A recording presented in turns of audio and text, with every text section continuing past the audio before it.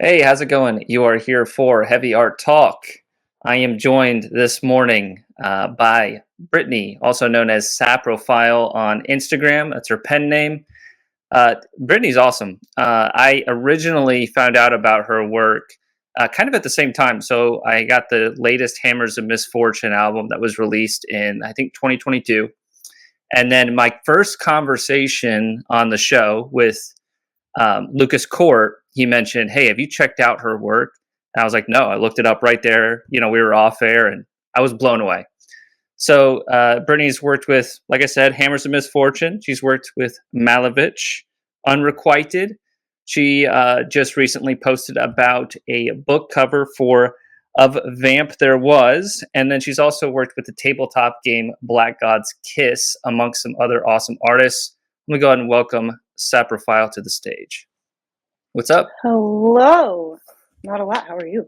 Hey, I'm doing good. Oh, We were talking great. quite a bit backstage, so I'm trying to think we could just kind of keep that going. Yeah, I was like, do I feign like this is fresh, or do I just be like, hi, we just talked?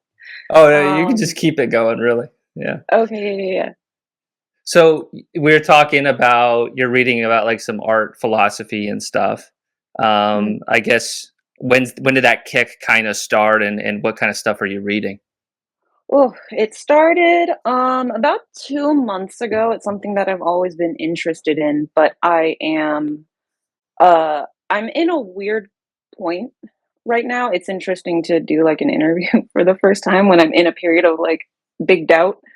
Um I started reading art philosophy in order to try to navigate some of my own conflicts about.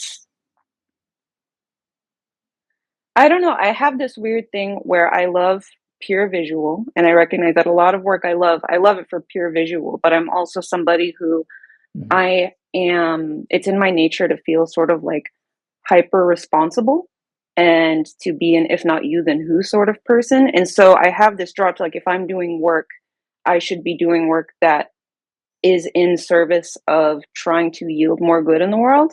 But at the Mm. end of the day, it's like either I'm doing illustration or I'm like in Greenpeace or something like, Right. or I'm like, and I'm trying to arrive at like that stuff can be like volunteering or trying to be successful so I can put my money toward organizations that are doing good work.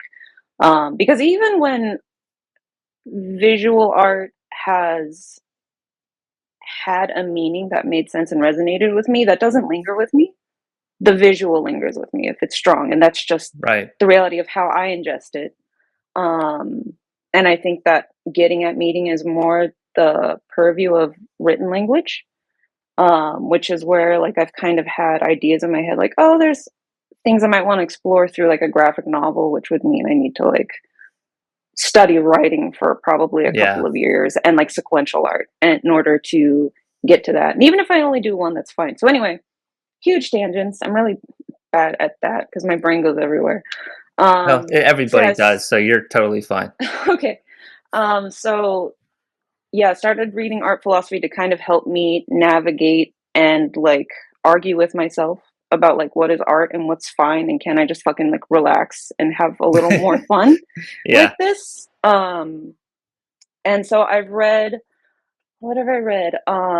Henry Reed's The Meaning of Art is really great. I think that's kind of a classic. I don't know if you've read him. No. It's interesting because in some of your episodes, I have heard this topic has come up, like art and meaning. And that book was really validating because I always had this feeling that a lot of stuff I want to explore, like it just doesn't really work to do it through like one still image, Hmm. unless you have like a requisite like 0.0.1. I'm not saying numbers right. Extremely rare, like genius, basically. Right. And so reading that book, it's immediately apparent that this was kind of Henry Reed's ethos was that um, getting at theme and trying to communicate and convey like a meaning or a moral to an audience is better handled by language, and that it's okay to respond to art in a way that is pure. He calls it sensibility.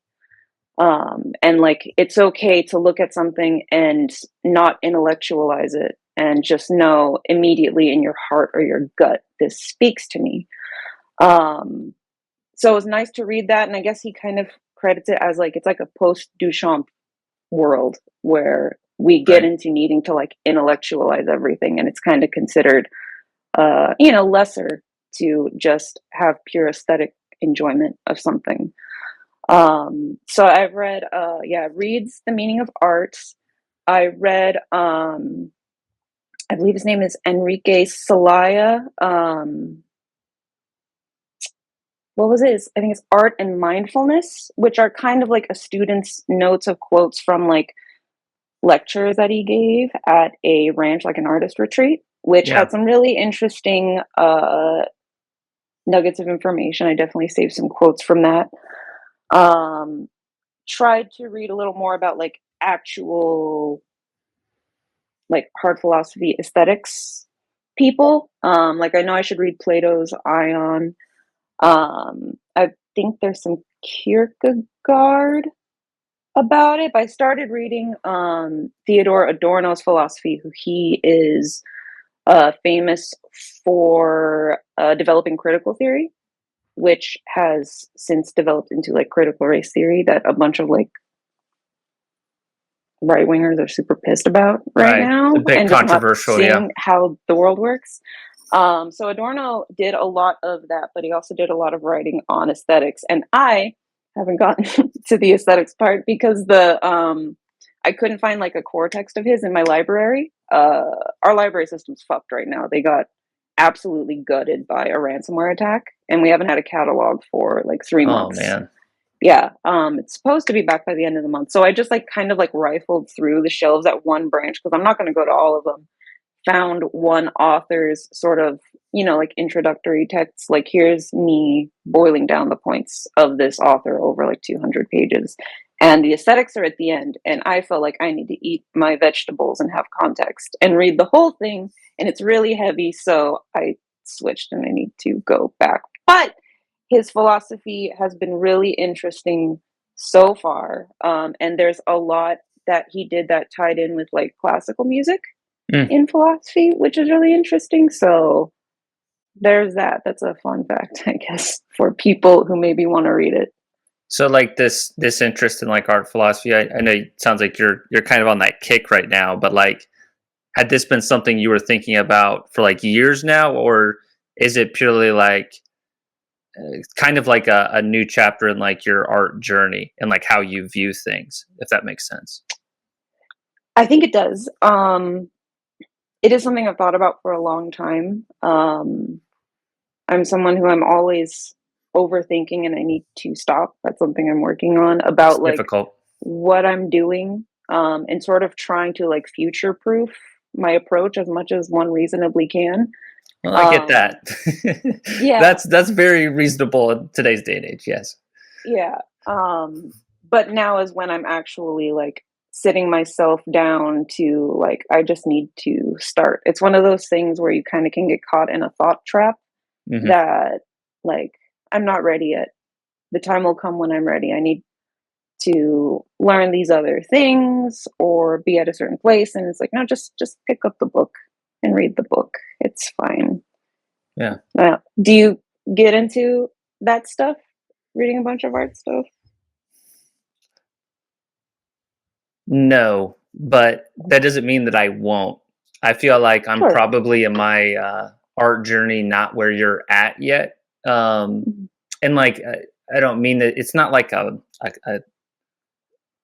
it's not like levels like to a certain degree. It's more like you have so many different divergent paths that you can take your mind on when it comes to art, right? Mhm. So right now I'm very interested in storytelling and from a more conceptual point of view. Like I want my Mhm. pieces because previously it was just interesting image, interesting shapes that are appealing to the eye, aesthetics, like you're talking about. So then to me, Mhm. the next layer is okay, make sure there's meaning behind it. And some of this Yeah. stuff I feel like for me is whether I like it or not, it's combating, and I don't want to go on a giant rabbit hole, but it's combating AI, which has no storytelling to it. right? Yeah. So if previously I was just like, okay, I'll make a really interesting, piece, or at least I view it that way. But now it's like, no, that needs to have a little bit of meaning. It doesn't have to Mm. be the most important, profound meaning, but it needs to have a little bit of a story to it. So I'm there right now. Mhm. Philosophy and things like that, interested in them, but not to the extent of some of my other like guests and friends, which it's Mhm. cool. I learn from them and that kind of stuff, but I'm just not there yet. I also feel like you can go down different paths of interest within art too that are more outside of just literally the time you spent creating it. So I feel like I'd be more likely, they're not mutually exclusive, but I feel like I'd be more interested in the business side of art. Like, Mhm. just like I'm fascinated by that stuff more than I Yeah. would be of like philosophy. And I don't think like high art sometimes can be a little bit elusive for me. I still, illustration is my bread and butter in terms of interest, whether I like it or not. Mhm. So that's kind of where I'm at.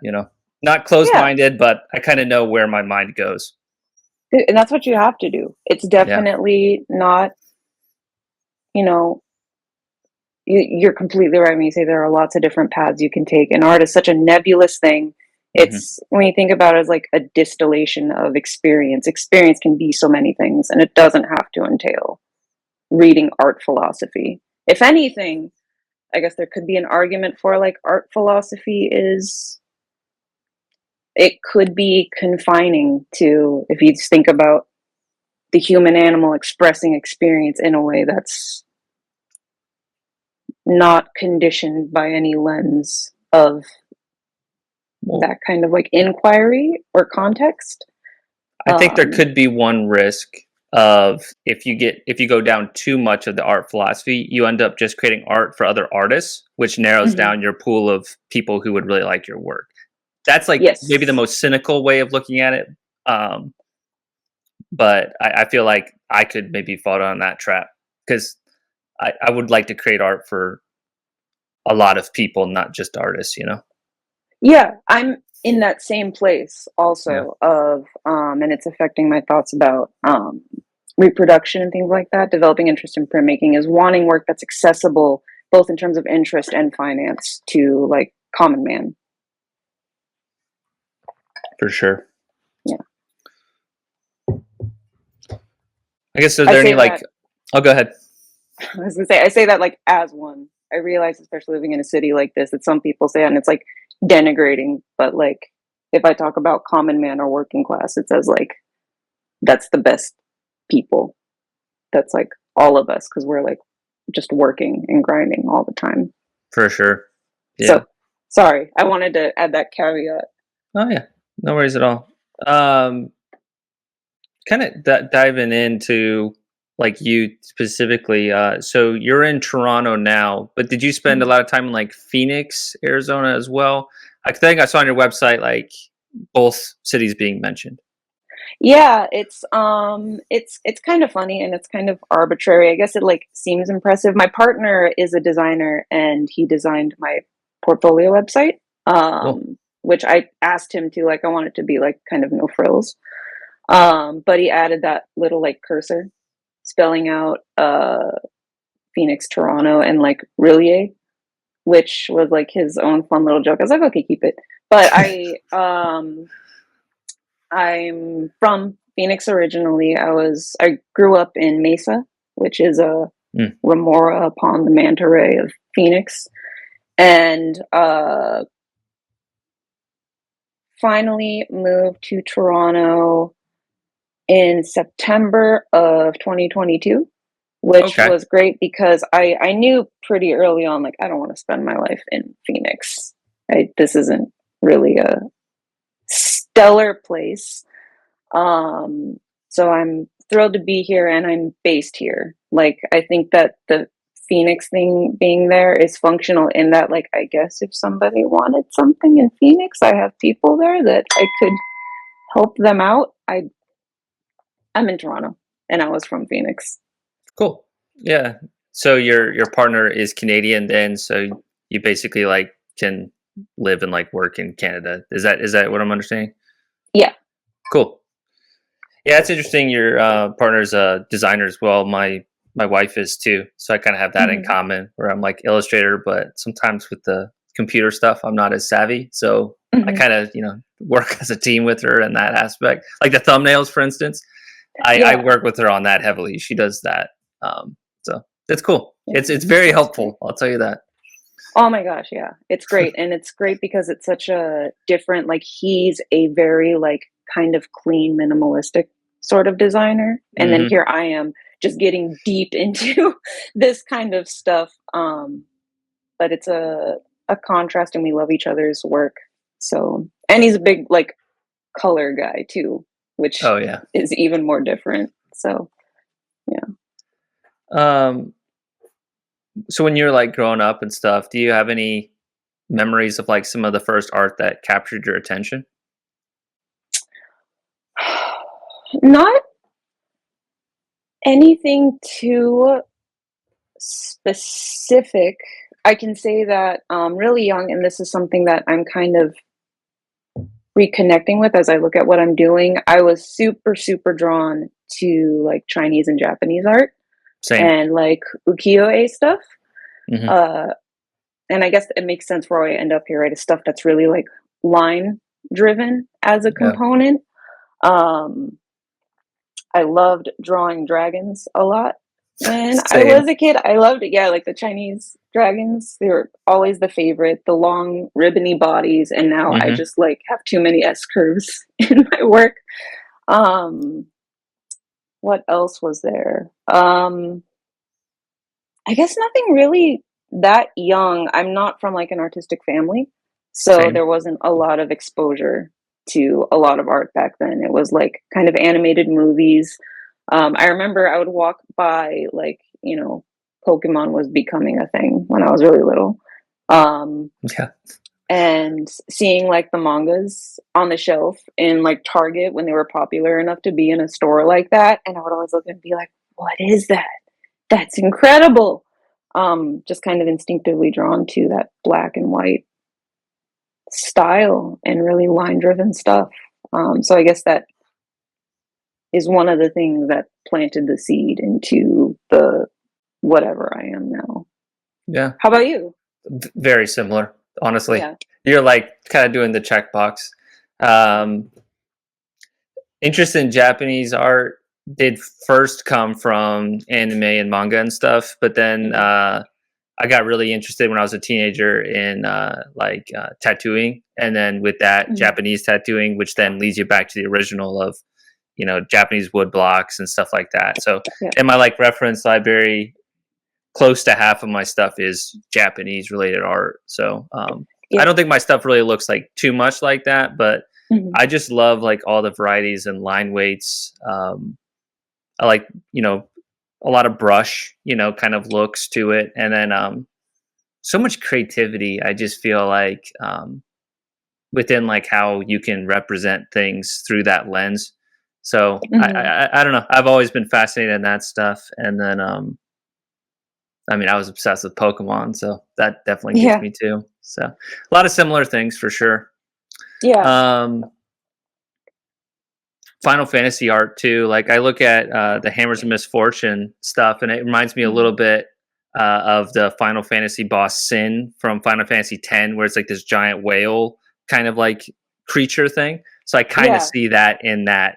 I mean, you obviously have like a very unique take on it, but like that was when I first saw it. I was like, I see a little bit of Final Fantasy concept art here, and I love it so much.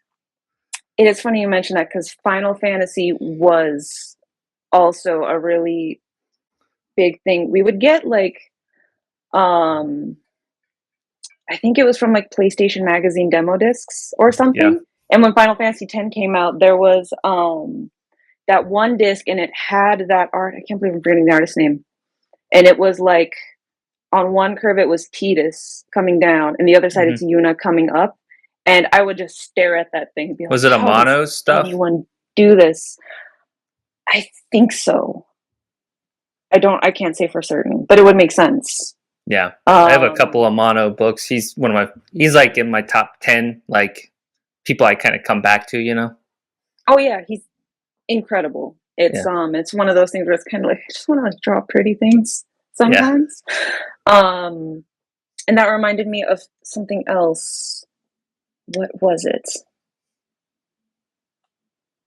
I'm forgetting. Maybe I'll remember. That reminded me of something else that I really loved visually. But oh, also the logo. Just the way that like every Final Fantasy titling has that Hmm. silhouetted figure with the rainbow gradient. Yeah. That one also, I think Final Fantasy X was like a dancing lady, and then like a skirt swirling out. Yeah, that was amazing, and one of my first like big boy games that I ever played. Yeah. So That yeah. sticks with me. I got a kind of question off the cuff. So, like, Mhm. if we were to look at both of our art styles, we do usually are we're most well known for doing pretty rendered stuff. You take Mhm. it further than I do in a good way, first of all. Mhm. But like, I guess, do you look at a lot of like highly rendered art, or do you typically look at stuff that's so different and then you just it's like a compulsion to like highly render things? Because like I've been kind of like thinking about that a lot lately. I don't know if that question's coming across right. I think so. Compulsion could be the right word. I think that defines a lot of this. We just Yeah, make ourselves like suffer at 2 a.m. over things.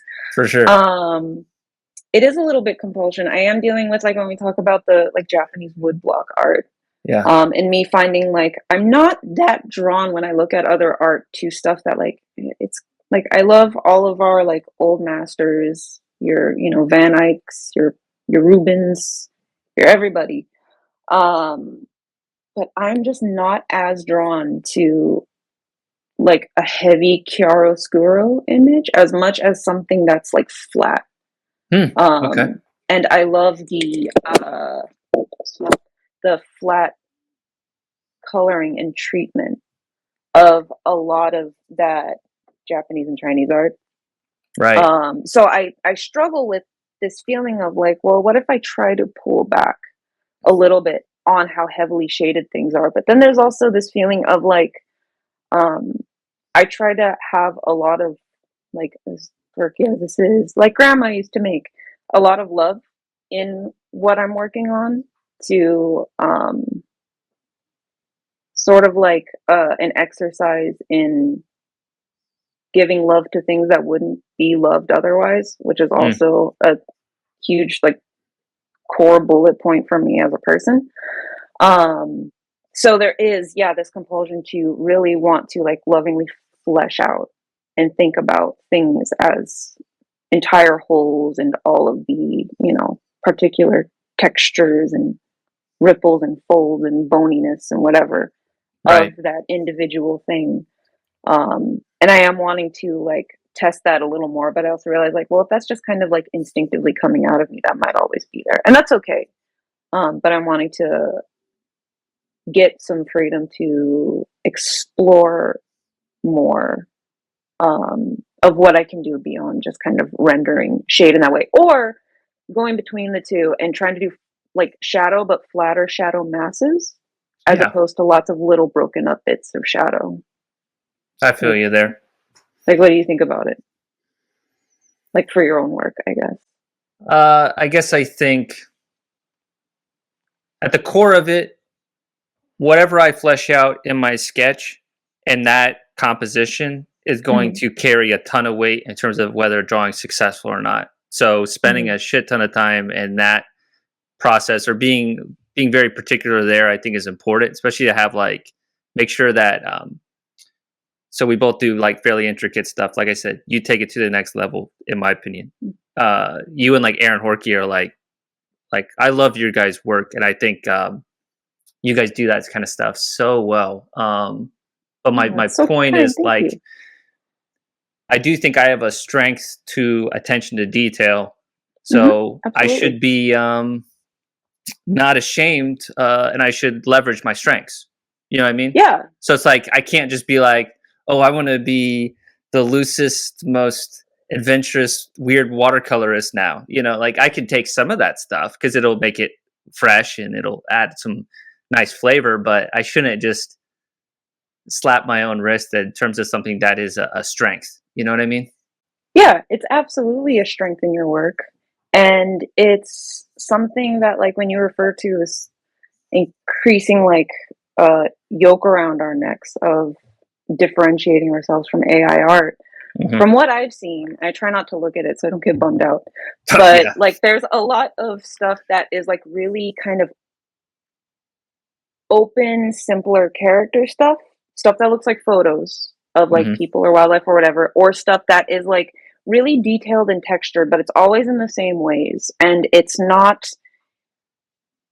I haven't seen it successfully render sort of like intentional detail Exactly. It's in the way that mush. comes out in work like yours. Yeah, it's a lot of stuff that like I have to confess, like sometimes it looks really pretty and it looks Hmm. really nice. But yeah, it can't do that stuff that I think from what I've seen that conforms to form in that same way. So like I think it's absolutely something that's like worth exploring. Who's to tell you not to do it? There are people, I don't want to be mean, I don't bemoan anybody's success and I wish them the best, but there are some people who are very successful doing some like really like low hanging fruit kind of stuff. Yeah. Or sometimes people who like I love their work, but it's like, yeah, this is like silly and absurd. And it's a good reminder to like, yeah, it's fine to just do your thing. And if people Right. like it, then they like it and you've put something into the world that people like. But like what you're doing is great. That's I get that conflict, but for whatever my opinion is worth, Thank like you. I think it's a strength and it absolutely warrants exploring. And you never know where it will take you. For sure. Appreciate Yeah. it. So coming up then, like when did you start taking art more seriously? And did you like go to art school? No, I'm self-taught. I actually went to school for orchestral music. Oh, cool. Um, Very cool. and I dropped out because if you're not like going to like Juilliard or you don't have a lot of resources, because I played the flute and the piccolo. That's an extremely fucking bleeding edge instrument, especially in a world that needs fewer and fewer orchestras because of technology. Um, and I didn't want to go into like the education scene. So I was like, I see the writing on the wall. Like, I have to work where other people are practicing while I go to school. I have to, like, I can't go to festivals and I can't go to like workshops around the country and network because like I can't afford to. Hmm. And it was one of those things like, okay, I guess I have to like understand that this isn't going to turn out for me. But it was still a great experience, and I want to learn another instrument. I'm like trying to learn guitar, but it's hard to like commit, and it's Yeah. very frustrating because like I have to develop the hand strength because I have like sort of smaller hands, um, and it's really frustrating to like. I want to go back to all the stuff I did in music school, which is like high level etudes and literature and stuff like that, and I'm just trying to figure out like the cage system or whatever on a guitar. And Yeah. Yeah. so I have to commit and get through that suffer, which I know from experience how fast like 20, 30 minutes a day of practice will like accelerate you to a point of being able to play more advanced stuff. But I haven't, it's been really busy and I haven't committed. But it's nice to have that background and know like how to practice and know like music theory and stuff like that to apply to learning another instrument. For sure. So, anyway, another tangent. Oh boy, oops, all tangents. So I went to music school, dropped out, taught myself programming, and I worked in Python for a small business for a while and taught myself a bit about, or at least self learned. I didn't self teach from first principles because how the fuck do you do that Right. with programming? About databases and like computer networking. And um, in the later years of my doing that, I was basically approached to do an album cover, and they happened to live in my area. And at the time, I was starting to do a little bit in my off time. This would have been 2018, I think. And basically, they approached me and they introduced me to Aaron Horkey's work. And Yeah. they were also like big fans of Baroness and stuff like that. This is the band they were Sunspeaker at the time. Then Oh, they okay. were of Lustra, and now I haven't talked to him in a while, Tyler, but we talked a bit about me doing some other stuff for his other projects. But when they showed me Horky's work, and I was like, "Holy shit, what is this?" As I'm sure many people have experienced. Yeah. And so when I saw that and they approached me, I was like, well, I know they want that guy. They can't get that guy. That's why they're talking to me. So I'm going to like for the first time with like art, I was really competitive with music in like not in like a mean way or step over people. Oh, But I was like, yeah. I want to be the absolute best I can. I was like, I want to get as close to that guy as I possibly can. Nowhere near it, um, but that was an intensive process that sort of opened up um, myself to exploring art more, which eventually led to me leaving IT because, oh boy, working IT in the beginning of COVID in like a really, really bad work environment was a motherfucker of a time. I bet. It was horrible. Like everybody going home and how does my router work? What is a remote desktop? So that's what opened it up was like investigating through Horky and then the vacuum, all of whom are like just unbelievable. That what sort of is what let me sort of branch out into having an understanding of like contemporary art scene, Yeah. especially in this niche that I didn't have before. And so right around then, when I left my last IT job in I think that would have been April or May of 2020, I stuck it out as long as I could into COVID, and it was fucking up my mental health because we were massively understaffed, like 2 hour hold times, can't really take breaks. And my partner was like, just quit. We've saved a lot. It's fine. Just quit. And that's when I started to pursue this more because he wanted me to like try it. I was like, if I'm going to try it, I should do it now. Hmm. And then I started to try to learn more about a lot was initially through like instinct and first principles and still kind of has, but I've increasingly tried to like read books about drawing fundamentals, composition, figure, perspective, all the like basics. So Yeah. it's been a process of like libraries and exploiting free trials and browser extensions to download videos. Um, and exploring. And it's weird to, possibly talk about work stuff in the context of this interview because a lot of what I've done up to this point, um, there's been pieces that were designed around an idea of like, I need to practice this area of work as opposed to like, this is my body of work. It's more, I'm Yeah. learning and I need to explore, what if I do line treatment like this? Or can I do this kind of material or element? And now I'm at a point where I'm like, I'm still learning and I still have a massive, massive way to go. But I'm wanting to start thinking more about like, well, what is my actual scope? Right.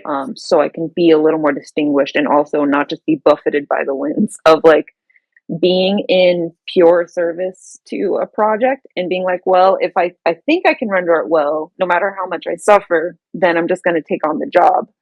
Um, which has been, I think, a rewarding experience in its own way. And I'm glad I did it to force myself to see, like, can I get through dealing with something that's extremely like uncomfortable and unfamiliar, as long as I know I can do it well for the client in the end.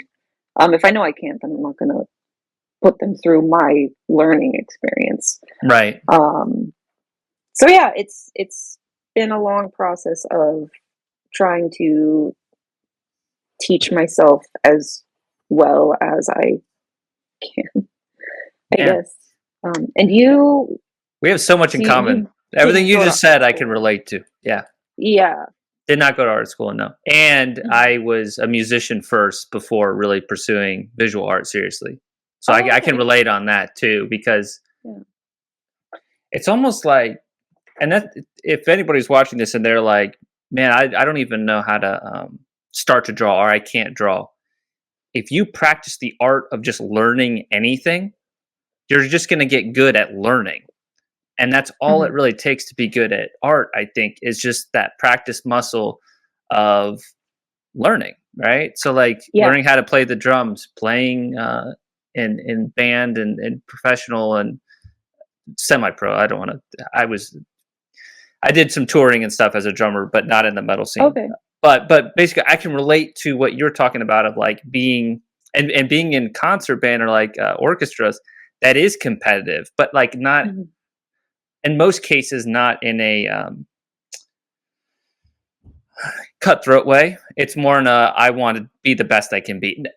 I'm just You'd be speaking for surprised. myself. Yes, yes. Oh, Some yeah, people sure, are sure. that way, but I guess Mhm. my point is like you can be competitive and not be a jerk about it. Is my point. I can relate to that Yeah. too. You compete with yourself. Yeah, or like Yeah. I mean, frankly, I'll see people and I'm like, oh man, that's really good. I'm not going to take that away from you, but that's going to make me want to be better. So like for me, I can do Sure. that pretty well. But almost like everything you just said, I could relate to a lot, especially with like COVID. When COVID hit, that was like a wake up call for me. Is like I want to take art more seriously because I was drawing Mhm. casually, but not as regimented as I was since 2020. So it was like Okay. a moment of like figuring stuff out. And then, funny enough, I was doing a lot of like dog portraits and stuff. So I was like learning Okay. realism through dog portraits, Nice. which I am pretty good at those still. Like Yeah. I'm not actively taking those commissions, but I'm good at like wildlife art. But see, I'm going on tangents now. You're giving me the tangent bug. So we're just none of my tangents. Oh boy. No, but Um. I can relate to everything you're saying, and like in terms of education, let's see, online, Watts Atelier, Mhm. Proco, David Finch, and then in terms of books, Loomis, Bridgman, uh, really Loomis and Bridgman probably been the most Nice. helpful for me. But what about you? Like for like the actual things that you were learning from? Um. I will say for pen and ink specifically. There's like everyone knows the Guptill book, which I is don't. very good. Yeah, Arthur Guptill wrote a lot of instructional art books, and he wrote a pretty classic drawing in pen and ink. I have a copy, but it's not here. It's in my studio space. Oh, cool. I have but I always recommend to people like everyone knows that one, but there's an out of print book. You can get old copies. I have one called Drawing or Sketching Without a Master by J. Hulla Brown, Hmm. which is on archive.org. So people can read it for free. I love to recommend it because he gets into like subtleties of pen and ink work that are really, really fantastic. His chapter on cross hatching, I feel so bad, my partner. We were on a hike as I was in the midst of reading that book, and I just read the chapter on cross hatching, and I was just like dweebing out to him about all the stuff about cross hatching. I'm like, I'm sorry, you can't use this information. But it's really great. The only problem with the archive.org copy is that there's a chapter on atmospheric perspective, which is great. Yeah. But there are like 10 pages there that are I think they're redundant pages from a previous chapter. Hmm. So I've needed to for a long time put together like a corrected PDF, probably from my copy, and like make that available That'd be nice. somewhere for people. Yeah, because it's a great book, and I love that like it's available for free. I don't love reading like e-books as much Yeah. as a physical copy, but if you need something, um, then that's there. And I think you can get it for like 20, $30 from Yeah, like it's not a bad. books or something. And what else? I have mostly gotten courses from New Masters Academy. I looked at a bit of Watts Atelier. New Masters has been okay. It's pretty hit and miss. They have the one I've enjoyed the most so far was there is a composition course that is taught by Bill Perkins, who worked at Disney, Hmm. which is some really interesting insight. And he has like he has great insights about composition, and then some of what he talks about is contextualized as like stuff across the history of Disney and how like handling of like color and line and shadow and things like that all had like their own, like style guides for Right. each individual movie. which is cool to hear about. But I think it was a really well taught course. It was all interesting stuff. It's always a bummer to get into, especially I think it happens with art courses where it's kind of like 90% stuff that's like, I kind of already know this. And I'm just looking for any new information or stuff that's like all demo and not actually telling you about what's going on, So about not concepts talking and while things like that. demonstrating? Is that kind of what you mean? Yeah, where it's really just someone being like, okay, and now I'm going to draw this, and I'm going to take out this pen, and then you watch them draw it, and now I'm going to pull out this Copic marker, and it's nothing but just watching Yeah. someone do something when really like the thesis statement, the idea of the course is not pure demo. It's supposed to be about like a concept of like art fundamentals or theory. But I need to check out more Watts Atelier because I did like the instructor that I saw. Was it? I For think it's that. Jeffrey Watts, right? The main. There's a lot of good artists that came from there, but the guy who owns the atelier, Jeffrey Watts, I think he's very charismatic and very good Mhm. teacher. I think it was him. Yeah, Yeah.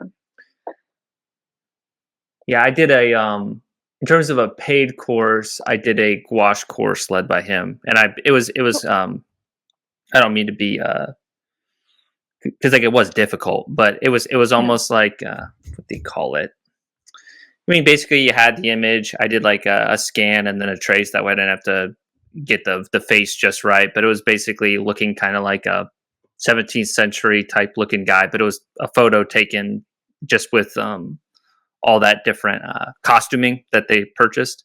Mhm. So I did like a black and white gouache. What do they call it? It almost felt like a paint by numbers the way that he taught it, but that's like a very condescending way of describing how helpful it was for me. And Yeah. and like he used a lot more like kind of square and square brushes, and I always go Mhm. for the round because maybe it feels a little bit more like pen and ink. But like that was helpful for me to like think no, using square brushes and getting that kind of like look is a great way to like have a different feeling in your art. So I learned a lot from it. Yeah. That's interesting. Let me Yeah. check that out because I've always thought gouache was interesting. I haven't had any in a long time. Um, but I like the opacity of Yeah. gouache. I played a lot with it when years ago. So no, it's neat. I'll remember that. Watts Atelier gouache. I can find it here in case I forget. Yeah, yeah. With the mixed media stuff that you typically do, is it watercolor that you're using, or what do you typically do? It's a mix of watercolor, colored pencil, Conte, ballpoints, and some just like straight up ink, like we usually do. Yeah. Mhm. Uh, Colored pencils are kind of an underrated medium. I use those extensively, like kind of earlier in my career, but like they're so nice for like touch ups and just like kind of finishing touches sometimes. Like, how do you Mhm. feel about using colored pencil? I really like them, and it makes, I think, maybe more than any other medium I've messed with. The difference in like a good colored pencil Yeah. versus a cheaper one is unbelievable. I had to, for the book cover, I had to go. I'm really lucky that my studio space I rent from like an open floor plan downtown, and there's a great uh, art supply shop like a 2-minute walk away because we're near like the art school down Oh, there. cool. And so I kept having to like fight myself with like, no, I can make this color. I can make this color with what I have. And then arriving at like there were about 4 colors. I was like, no, I'm just gonna go get a pencil and make this easier. So going there and buying a couple of, I think there was a Goldfaber and one of something else, and it just made a huge difference over like some Winsor and Newton colored pencils that I had been using before. So it's a really interesting medium. I love the stuff that I can't believe I'm forgetting his name, but Merald Art. Yeah, Merald. You've heard of him? Yeah, Yeah, Von Merald von I Hauspissen, yeah, he's something like great. that. The Nick Rock Yeah, cover that's gonna be coming out and stuff. Yeah. yeah, that looks incredible. All of his stuff is amazing. So that's one person that like every time I see his work, I'm like, but what if I did more colored Yeah, pencil? Um, it's really inspiring stuff, and so it's a fun medium. It's nice having just the control. It's nice having the control of a dry medium or for a sure. pen. But I like having watercolor just to quickly get like base washes Oh yeah. in and then build on top. That's kind of my approach with mixed media too. Mhm. I might Yeah, what whip do you out the use? airbrush sometime, but yeah, it's the way I kind of look at it is, so I'll use pen and ink if I'm doing like a stuff that has like contour lines and everything on it. Mhm. Just depends on the project, but Sure. I I try to take the watercolor as far as it can go Mhm. and then color pencil. I found that if I do just a couple of washes for what I'm trying to achieve, if I do just a couple of washes and then I go right to color pencil, it can have that buildup of the wax. So I really want Yeah. it to be like 85 to 90% watercolor and Mhm. really painterly at this point in my stage, and then some like light touches.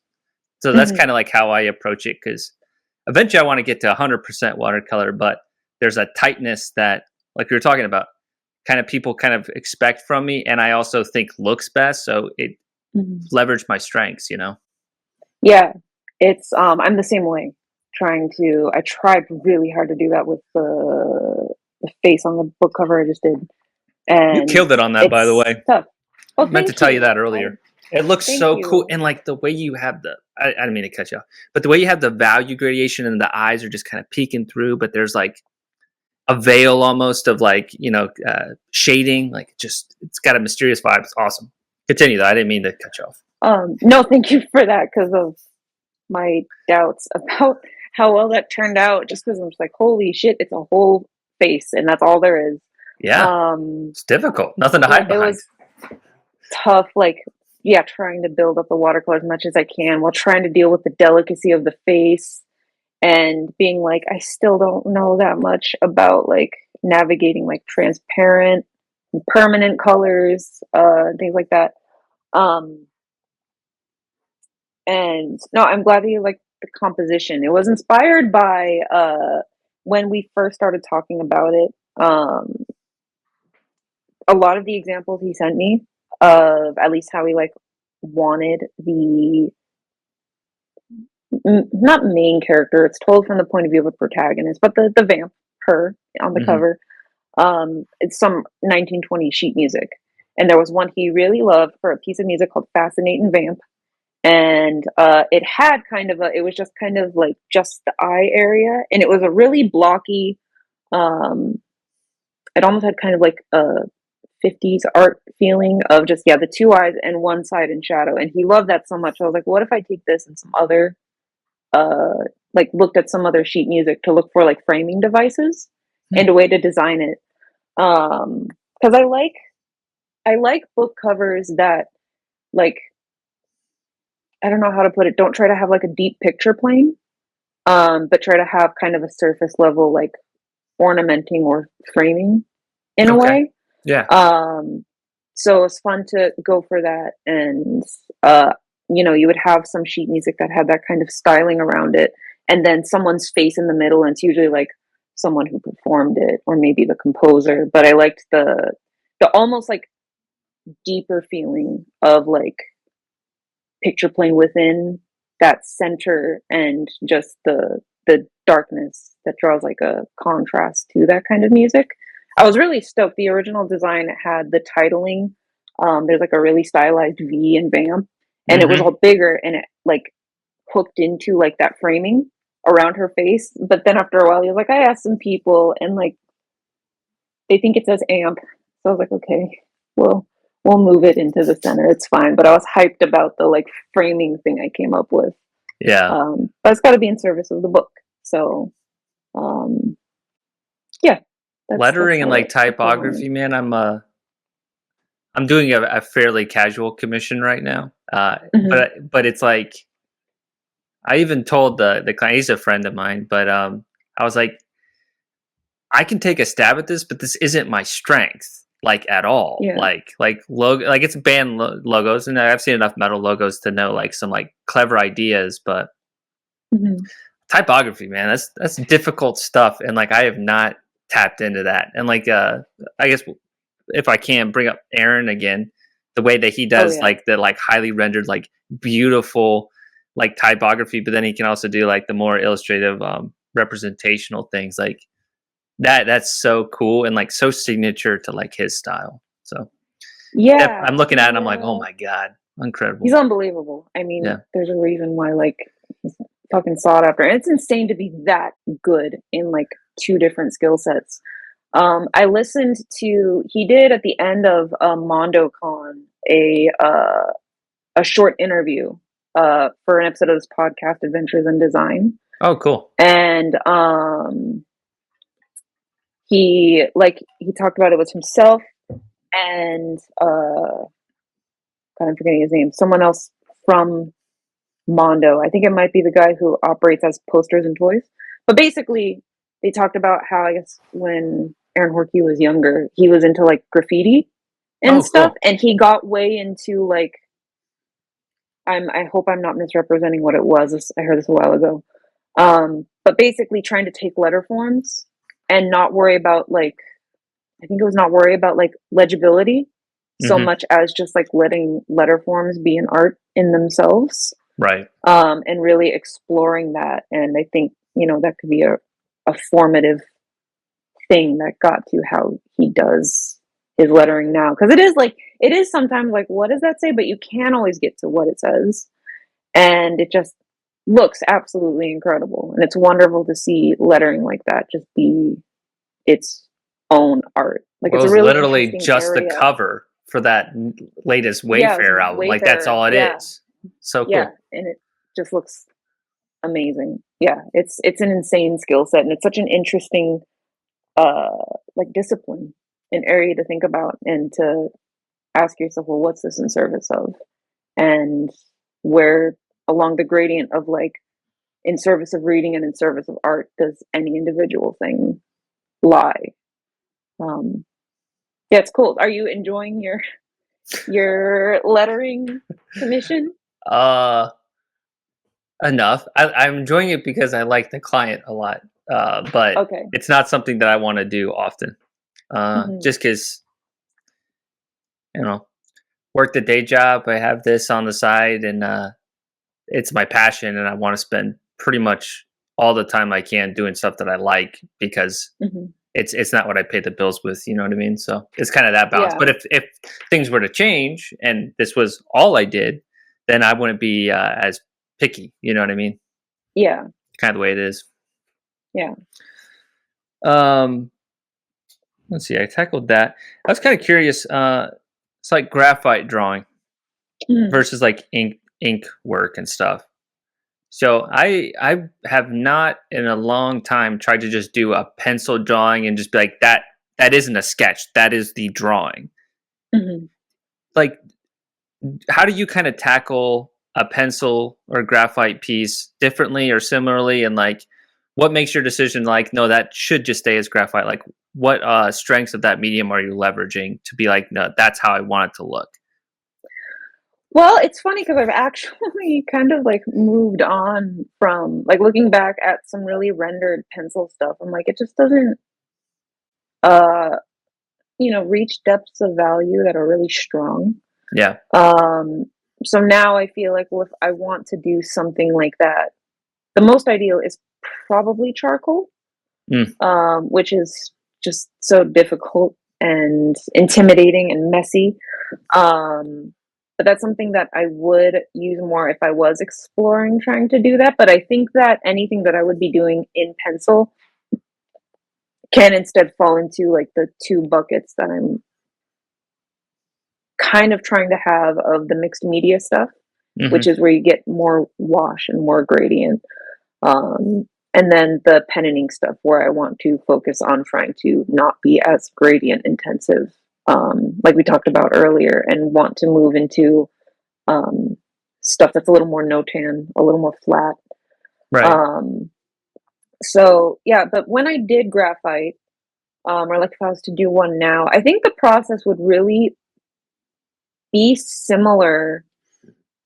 It's just the process of rendering that's Yeah. different. You know, it's really nice with pencil to be able to just get lost in like lovingly rendering every little curve, every little shadow, and like dig into details. Whereas pen and ink, you know, you have to think like pen and ink. You have to think a lot more like logically and plan, Yeah. and then try to balance that with a more uninhibited creativity, uh, and thinking about the image as a whole. And it can be hard to do that.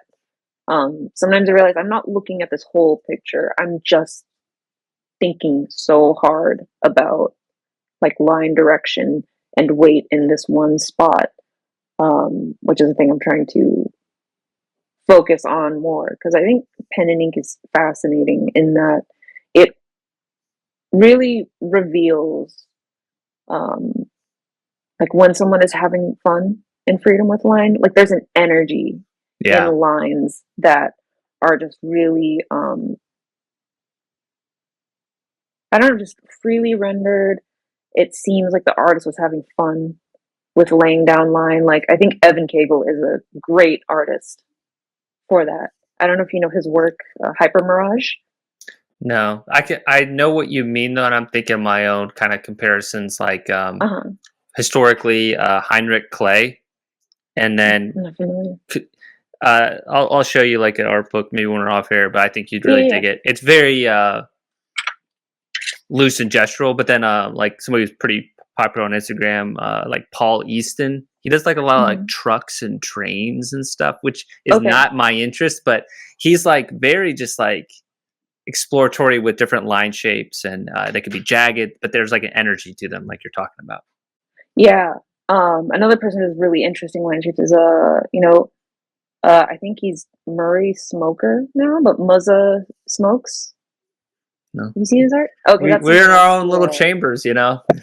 yeah, and it's fun. It always feels like you've kind of like explored a ton of like what's out there, especially amongst Yeah, people who are at a point of really refined work and then being like, oh, there's more. Oh boy. Um, yeah, we can like send after or for something. sure. That's someone who he does a ton of really, really interesting, like you said, like shapes of line that give like such an interesting like texture and like color in the sense of like color in black and white work to yeah, like shadow shapes and stuff in his work. Very neat. Yeah. What? How do you? Actually, maybe it'd be good when we pull up like a drawing and stuff from your Mhm. work. But like in general, how do you typically prepare for a drawing, or like what are the stages from start to ending? So stage one can be pretty different. If it's something that's personal work, um, it tends to come from gesture and feeling. Hmm. I have a very weird relationship with the body, in a way that informs, I guess, some of my grotesque figures. But I feel like phantom body really intensely. And that tends to inform gesture for personal stuff. And then, you know, if it's for a client, sometimes that happens. If you're looking like there's some vein of inspiration that just hits. Otherwise, it's, you know, doing a lot of thumbnails, thinking about, you know, composition. And I'm trying to think more about like black and white patterning as a Okay. component of composition, especially in the age of like thumbnails. Uh, and then, you know, just developing, if it's a concept for a client, depending on what the concept is, like if it's for an album, I usually try to present like three, ideally, different concepts. For something like Black God's Kiss, because it's just, there's so much volume, and it's pretty open. I tend to just present one thing. But anyway, we get the concept done. Um, and I'll usually have a really fleshed out rough draft and try to take all the guesswork out of values. Um, Personal stuff, sometimes it's just off the cuff and I can distinguish when like we talk about it. Sometimes it's nice when you just sit down and you start something on a piece of paper and you just pour yourself into it and just arrive at the end It's without no doing a lot of planning. Yeah. planning. Yeah. But I'm trying to refine my process more because we go from that fleshed out value study to the final inking, and it's just those two things. Is the value study Um, like a picture of the line drawing, and then you just like have it as a scrap sheet? Like, how does that look? Usually, what I've been doing is that I will do the line drawing to get my concept fleshed out, and then in Procreate, I will do a paint over Yeah. to figure out the values, and then usually I will print that out. And the way I like to do it is I like to not get too deep into the concept just because I find that there is something about like when you have something you know you're going to really carefully render and try to get nice contrast of like line direction and curves. Um, I don't want to get deep into that with the concept Right. because then I might experience on the final draft like, well, I it's not the last one. It can't be. You can trace every line in that really carefully rendered original thing, but it's I find that it's never the same. Right. Like you can gesture over those in the tracing, but then like you still have to go back in and do like a fresh organic line rendering. But usually a trace from the line drawing concept and then referring to a value sheet. And I'm trying to be better about like I have like a 10 value Yeah. like I've series of like one of squares. these things. This is the color wheel one, but I have like one that I don't look at it very often. I just kind of think about it. But yeah, I know exactly what you're talking about. Yeah, like unsticking the squares and putting them to the paper and really getting a sense of it. That's cool. Yeah, trying to be really intentional and deliberate, but I guess it's not a very fancy process. There's a lot I want to do to develop it. Like some people do they do a whole ass draft where they do all the line work. And they set all that down. And then I think some of them they do ink over that, or some of them they somehow take that maybe with like a light table just the whole time and ink straight after on a separate page. Mm, So I kind of want to try that. I would probably ink over the pencil work on the same page though, just that's how because I like, do it. is that Yeah. okay? What I'll do is my process is very similar. I'm trying to just really like the work bigger because then I can Hmm. start out with really loose gestural, and then it has Yeah, it has a kinetic energy that when you tighten it up, it doesn't feel constrained. So yeah. none of this is like revolutionary, but sketchbook sheet of paper, shit gets torn, damaged just in my chaotic process, Yeah. and it's just my preliminary drawing. Hmm. Then I'll take, let's say, pen and ink. Then it's Bristol board, light table, pencil over that to clean it up. And Hmm. my prelim drawing always just looks like haphazard and crazy. Then Hmm. that's with the tight, and then I do ink over that in terms of line, kind of like a tattoo artist would. And Hmm. then from there, it's all the rendering, and then I'll like doing microns and stuff. I'll use different weights. I'll do brush. I try to take the brush as far as it can go because I'm trying to get more of that loose kind of feeling. Hmm. And then I'll use a lot of like tiny, and I'll use all the different ranges of pen nib size. And Hmm. sometimes with the really small ones, even if I want like that gray effect, I'll hit it on the side really lightly. So I do a lot of like whip kind of techniques.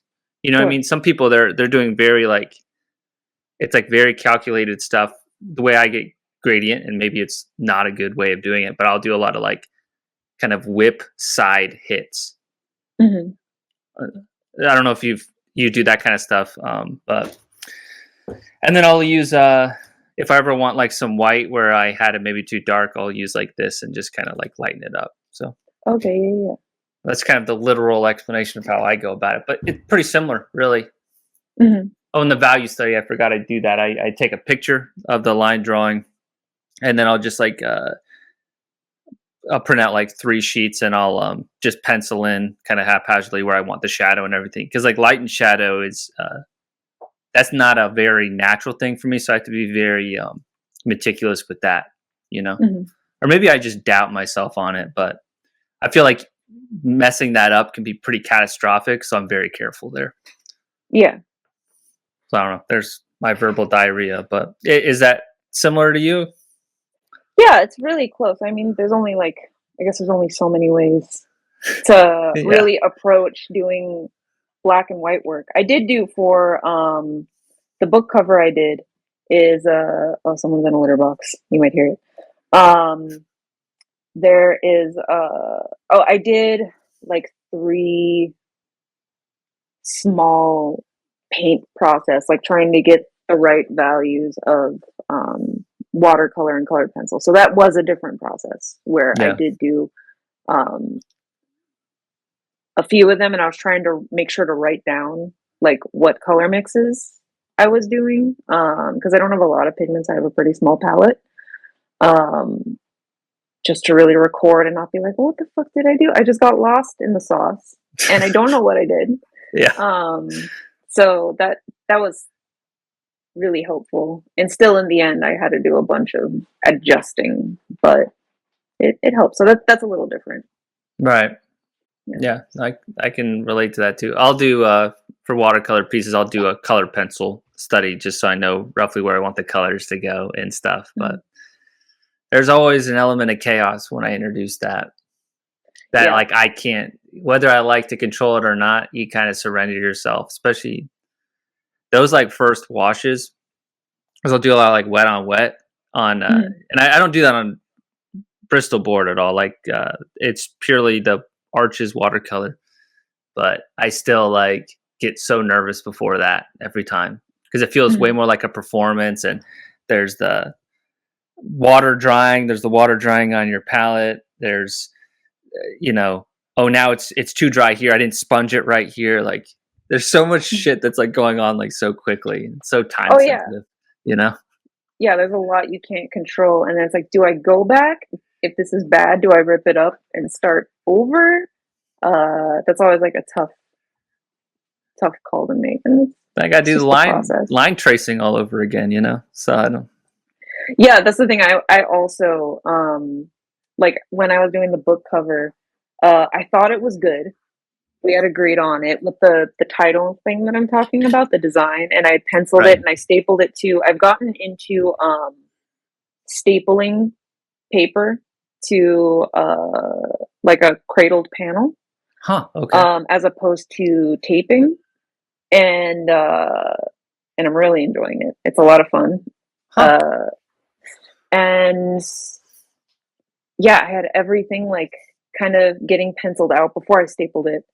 Um, and then, I wanted it to be so clean. I wanted the surface to be so unmarred. And then I had traced over a bunch of the elements. And then he got to me and wanted to change the titling. And I was like, well, shit, do I have to like do all the other parts or do I just go as gently as I possibly can, erasing off the way that I did the title before? And that's what I ended up doing.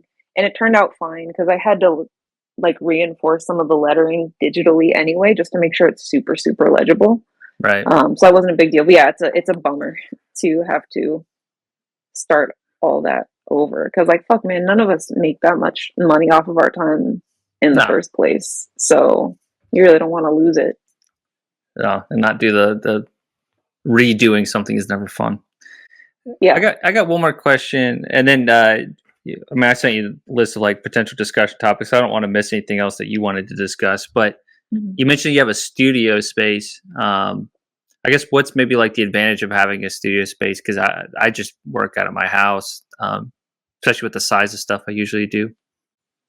For me, it's because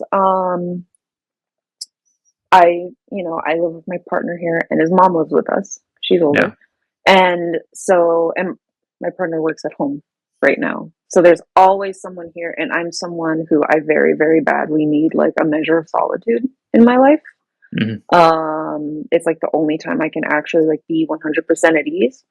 And so we right now I'm renting a space, and it's nice that it's downtown. I expected it to be more expensive than it is. Um, it's really wonderful to have that place to go to and not have to worry about anything else, or like my cat's wanting hugs all the time, Oh yeah, I know what you or mean. like, how's my partner doing? Can I do anything for him? Should I clean? But being completely separated Yeah, that makes from sense. being here. But it is an expense, and I am always measuring what am I doing against the expense of paying for a rented space here. Um,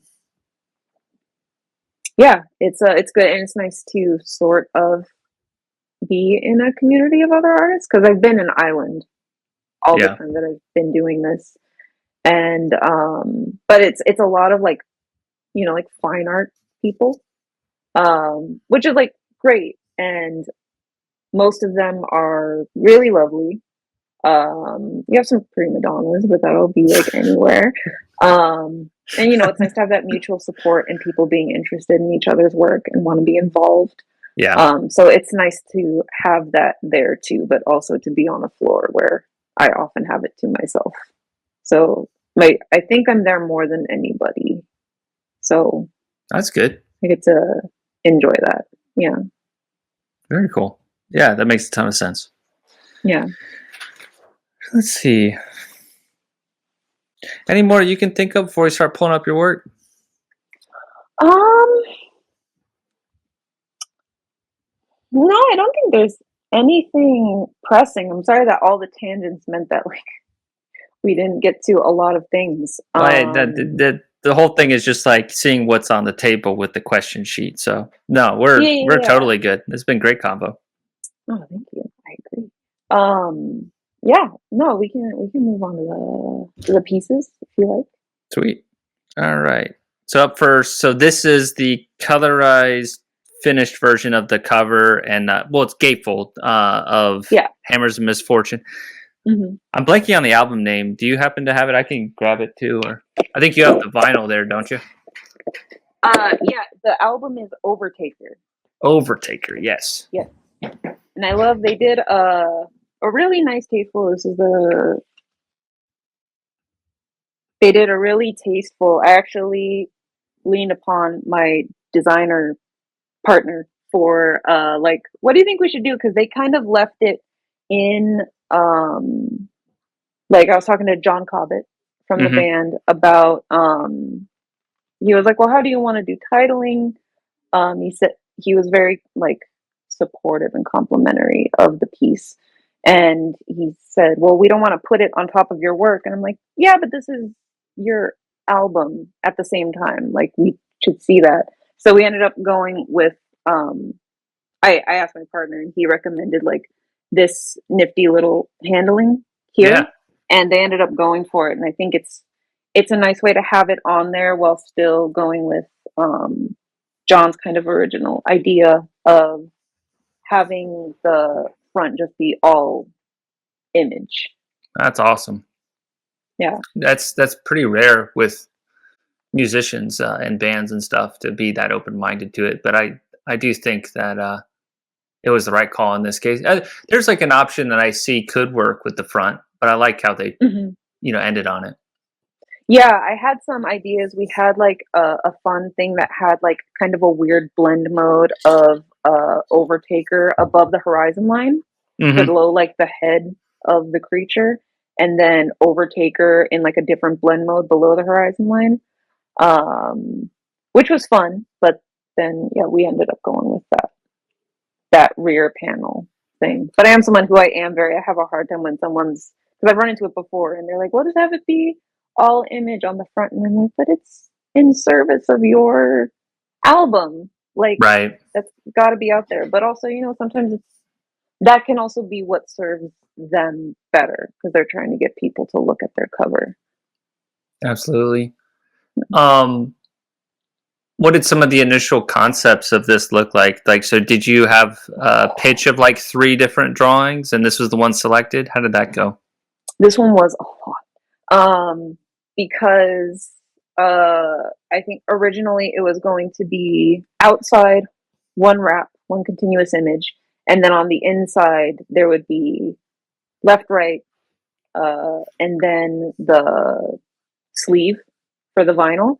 Hmm. So it was a bigger set. It was 4 pieces instead of 3. And because like they didn't really have a concept, but I wanted a continuity of images. And I'm the sort of person that I really like when you have a series or a set, even if the audience doesn't need to know it. I have a strong tendency to have an underpinning of like logic that at least I know. And I feel like that can convey some consistency and connection between the pieces. And so I had 2 different sets of 4 images that I worked on. And one of them was a pure space thing. And I knew they wanted like some mech sort of stuff, Mm. which was fun to get into. I was very much into Metal Gear Solid as a kid. So it was fun to do like think about mechs a little more. And so I was interested in these like kind of, organisms in a like Roger Dean sort of space situation that would combine, fleshy tissues and machinery. And I had a logic for like people were here, now they're gone.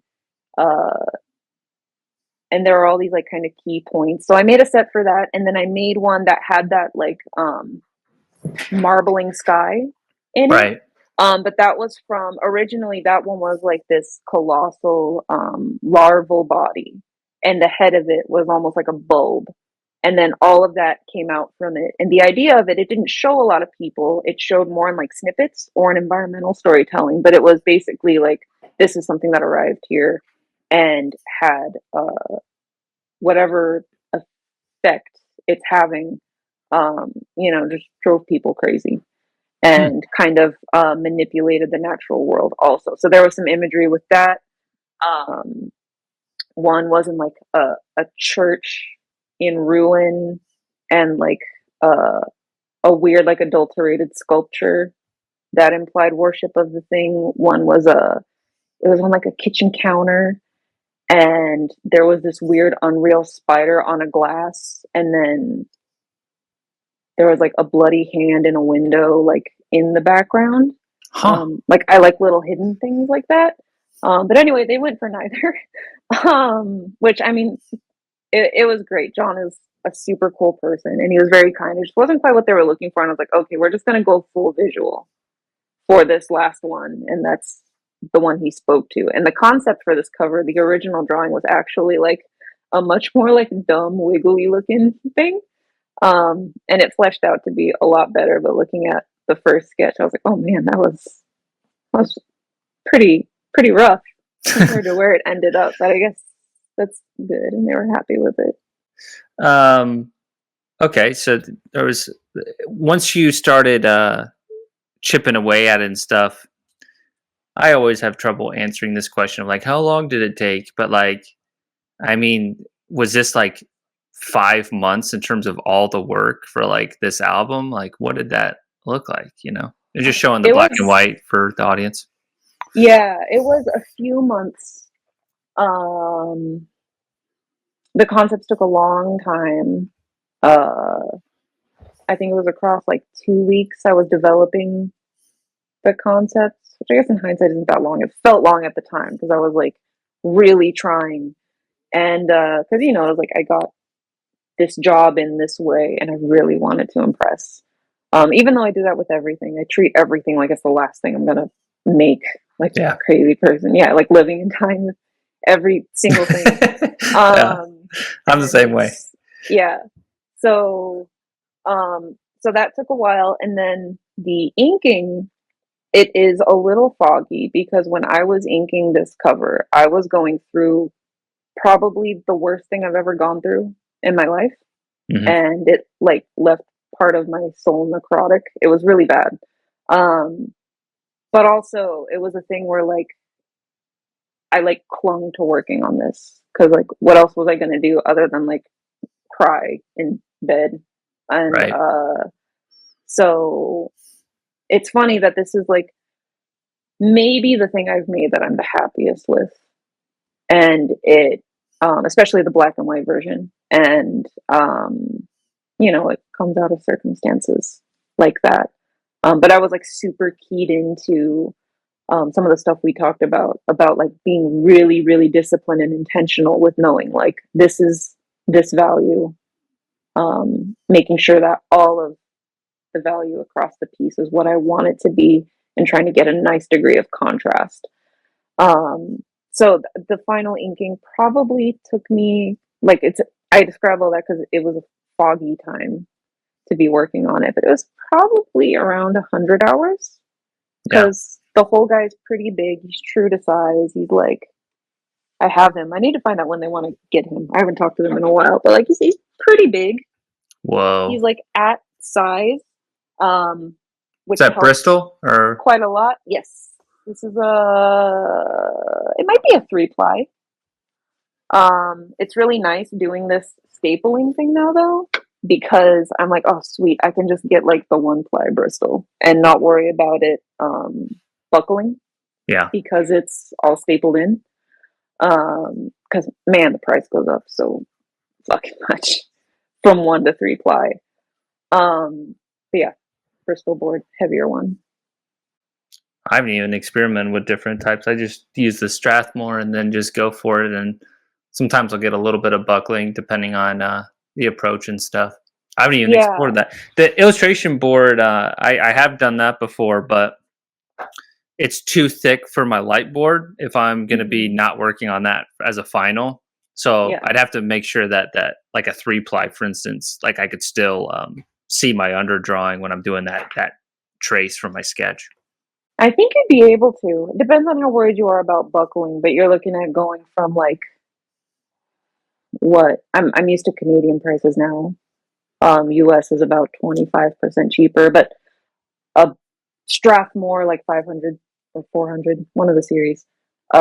Bristol 1-ply is like $5 or $6, and by the time you get to 3-ply, it's like $20. Okay, so it's So like it's watercolor paper price, basically. yeah, because you're just Yeah. getting like a much heavier paper that's going to be more resistant. Huh.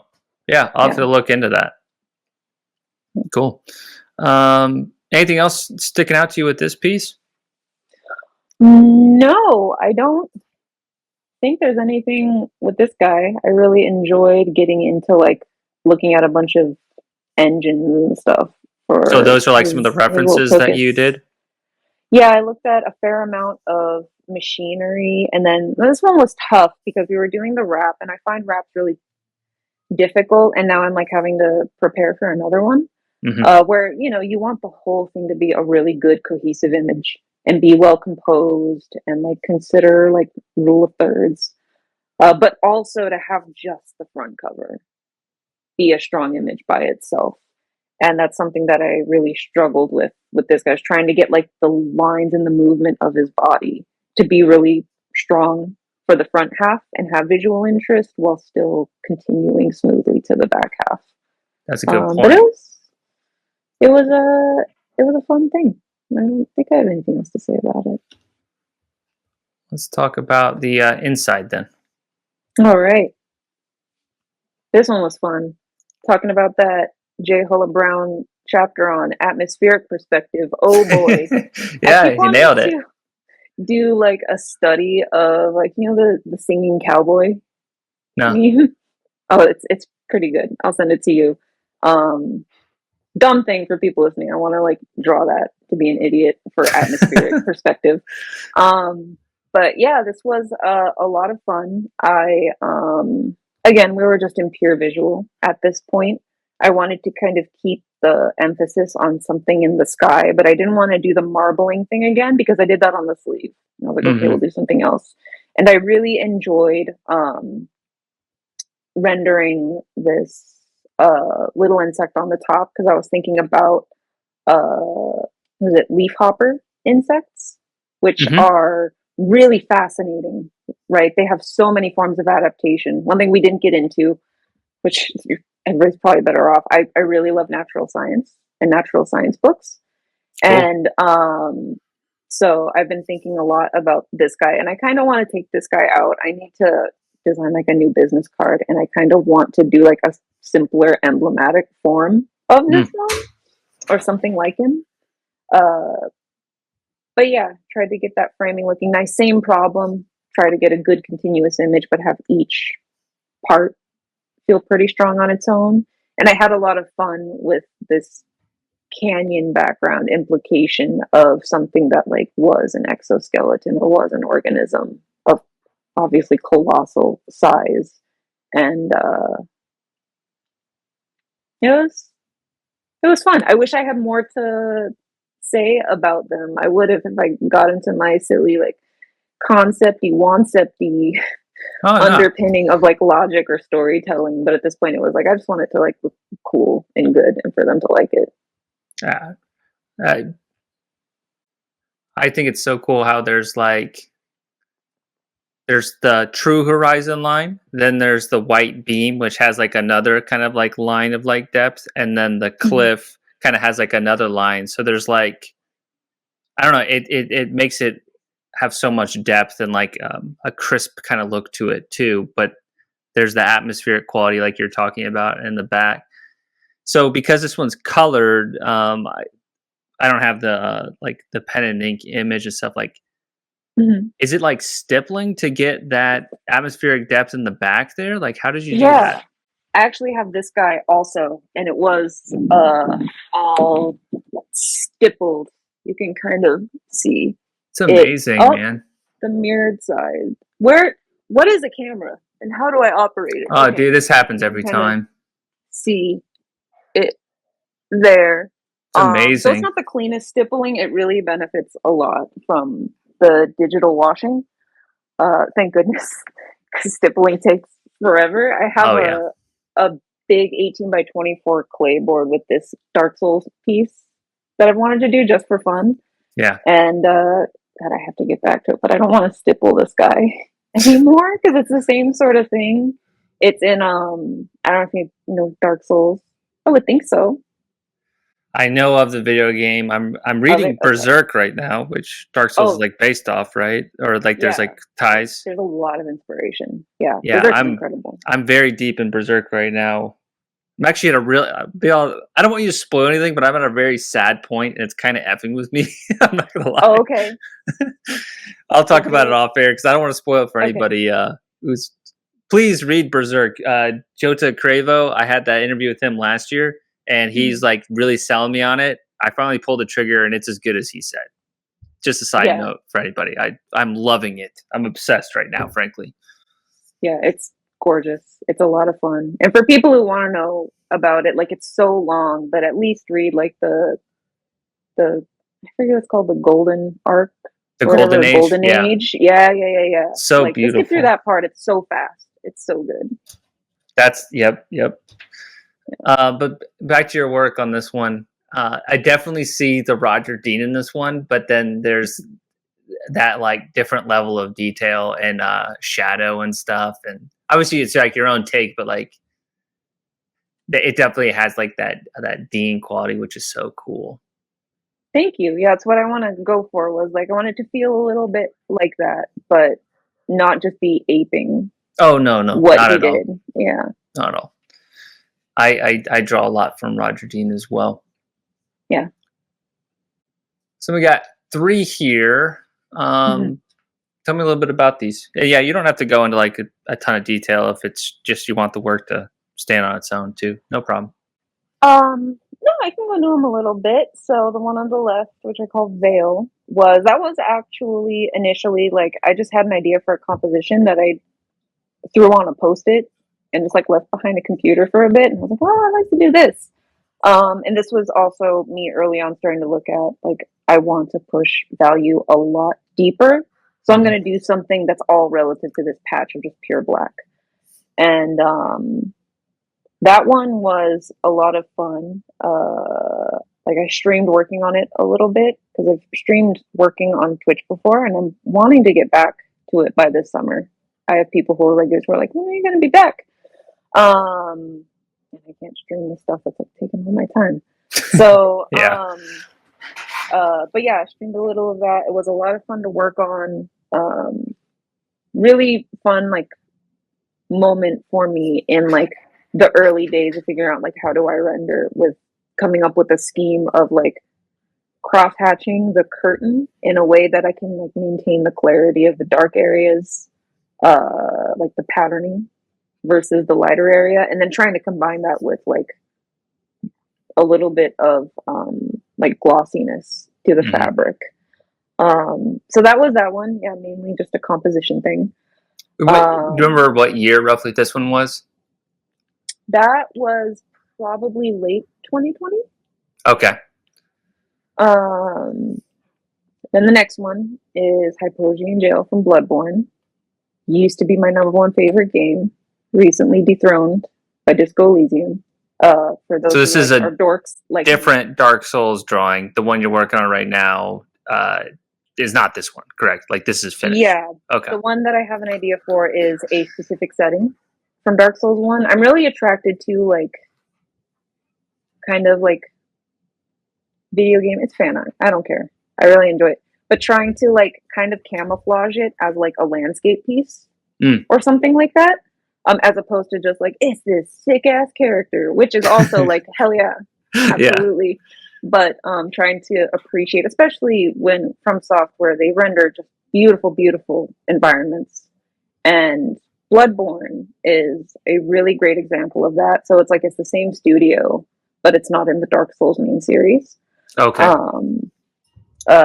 Some important tethers.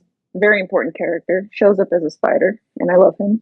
And so in Bloodborne, yeah, there's all this gorgeous, gorgeous work that's easy to overlook, as is in a lot of their games. There was actually a YouTube channel for a long time called like Jerks Sans Frontiers, and his whole thing was just like whipping out binoculars and talking about all of the little details in Nice. the environment of Bloodborne. There's all these like ornaments and this molding in a way that's so easy to miss, and it's beautiful. So an artist that I met through Twitch, he's under the handle Nacist, Sean. He's wonderful, wonderful person from Australia, and he's super supportive of artists, and he would commission a lot of artists, especially like cohorts on Twitch. And so he wanted me to do a Bloodborne piece for him. And I had already known that this specific location in Bloodborne was one that I always thought like, man, it'd be really cool to see this like get just like a loving treatment, because it's a really fascinating moment in the game when you run into it, and it's a beautiful setting. It's easy to just kind of run past it.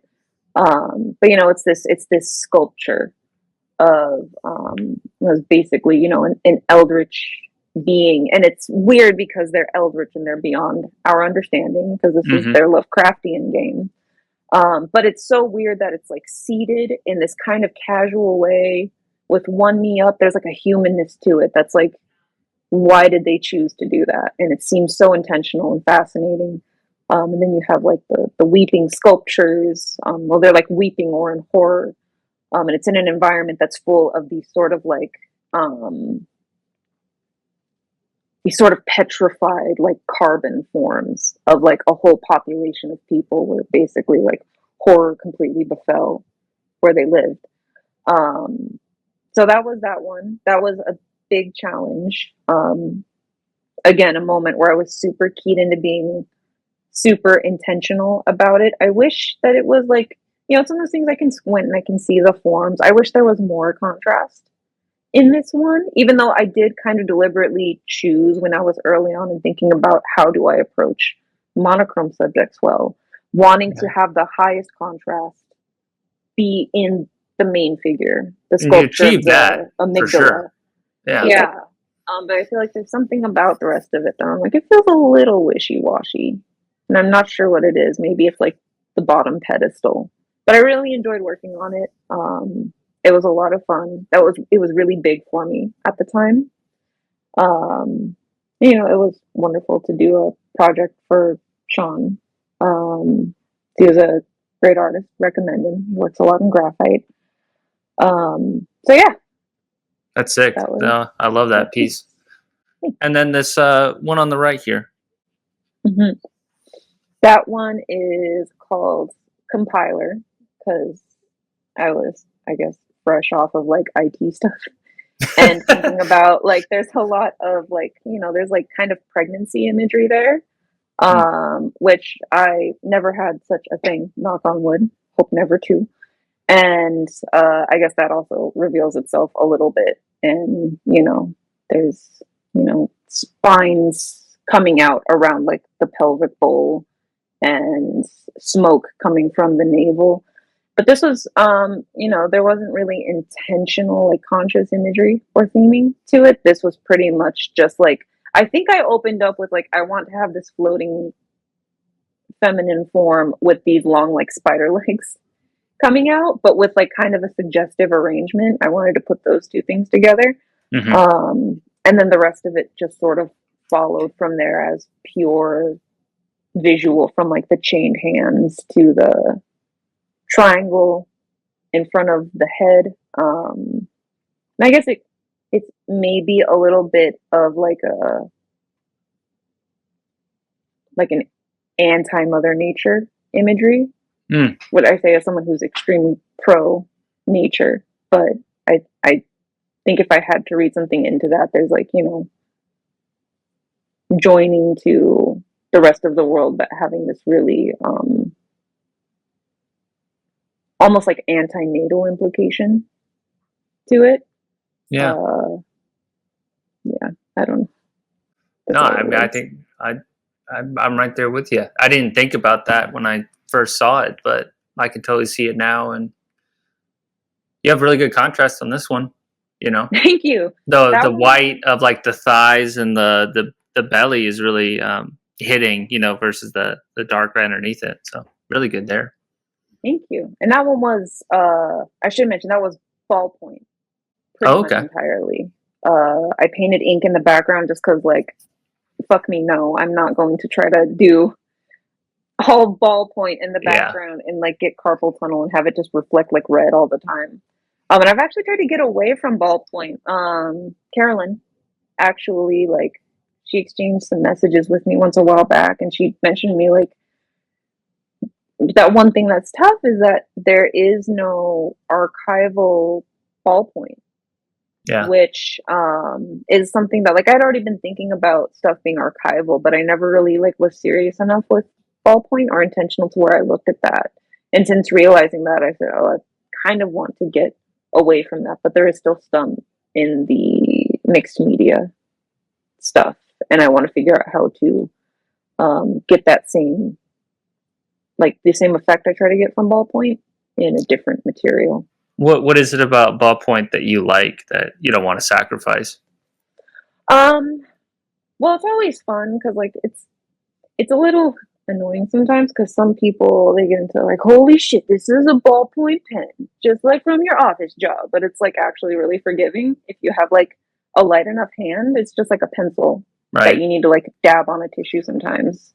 Um, but with watercolor, something I've really found with ballpoint is that if you can softly layer the right color of ballpoint pen, depending on the base layer of paint, it gives this like really velvety quality Yeah. to the way that the actual like painting or image appears.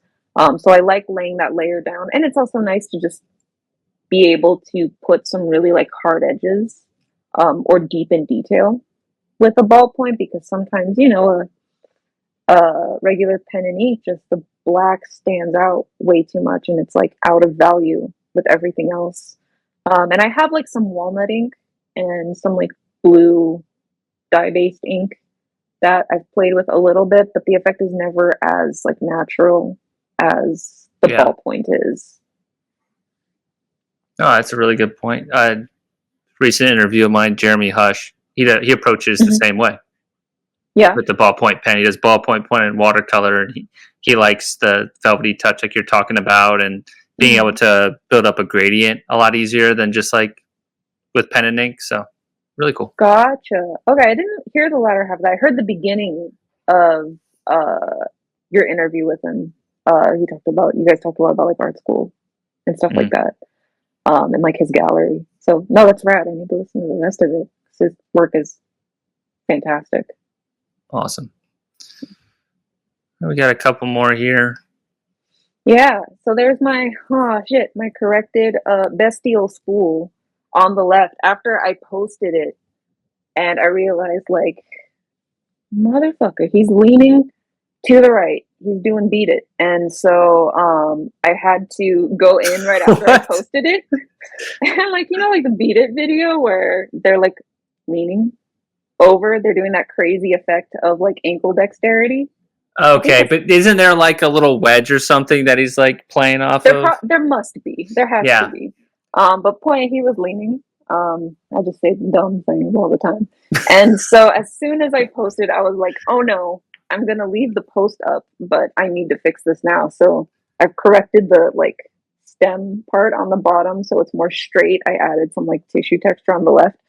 Um Did so this anyone one was call you out on that, or was it just completely in your head? You had to fix it no, for it was yourself. just me just like showing my ass in the comments, like, look at this. If I own this, you can't make fun of me for it. So I this one started as it's really small, and it was one of those personal pure gesture things. I was actually having a bad one and thinking a lot about like cycles and breaking cycles and feeling sometimes like you can't. Yeah. So that's part of where there's like the grasping arms of the thing. I guess it's about being sad and also like a monitor lizard, I guess. And so that's where also you have like this horn and this feeling of struggling with oneself and the idea of, having this really visceral feeling of if I had a horn and I could just pull on it and break it apart. There's absolutely like a self-destructive tendency that I have that comes through in things. So yeah, it was dealing with a lot of that. And then once I had that gesture down and I wasn't having a sad anymore, then it became just like, okay, how do I like the bones of this. How do I flesh it out? And it was a lot of fun. I'm happy with how some of it came out. It was an interesting thing. I had a series like variety in like recent posts because this was recent of like line treatment. And this was because I'm trying to figure out like airing one way and another way about like how many ways can I approach ink work and what do I think looks best? What is most natural to me? And then what's like the balance between those things? Yeah, it's a good point. And this is a little finer than I think I want to go.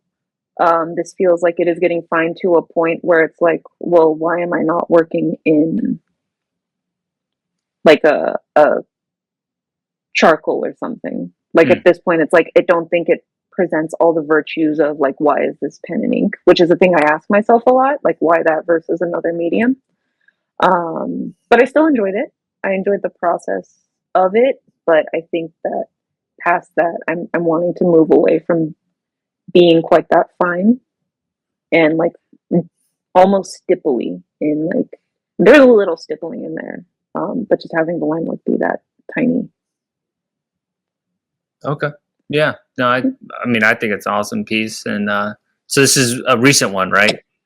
Yes, that Okay. one I posted a couple weeks ago. Cool. That's what I was thinking. I recognized it. One, Yeah, the go one on the ahead. right. Yeah, that one is much older by contrast. Still really dear to me. This was another one. This was also early. This was 2020 or 2021. Um, and this was again just I had a sense of the kind of figure I wanted to render. You can see me being on my oh, I'm gonna have fun and just draw a little dragon with some extra accoutrements. And so yeah, this was one that just purely like came out on paper, didn't plan for it. And I really enjoyed it. It is one that by the nature of it, I don't mind that it didn't get to the same like pure black value that I want to try to have in pieces unless they're deliberately very like high key setting. Right. And yeah, it was just a fun kind of improvisational piece where I wanted to play with some different textures and try to come up with some fun, unexpected forms that are kind of in service of making the whole look interesting. Yeah, really excellent negative space. I like the bird wings too. Like that's kind of a cool addition to like a dragon, because like you don't always Yeah. see bird elements combined with dragons. Yeah. So it's always like neat when you just kind of like you almost like combine things that you don't often see. That's kind of what I Mhm. see with this one. There, it's a very beautiful kind of like whimsical, like positive dragon. Not like a really evil looking dragon. That's how I interpret Yeah. it. Yeah, he's just a doily dragon. Why not? Sure. Yeah, very cool. So we got 3 here. So the first one is one of the book covers for Black God's Kiss.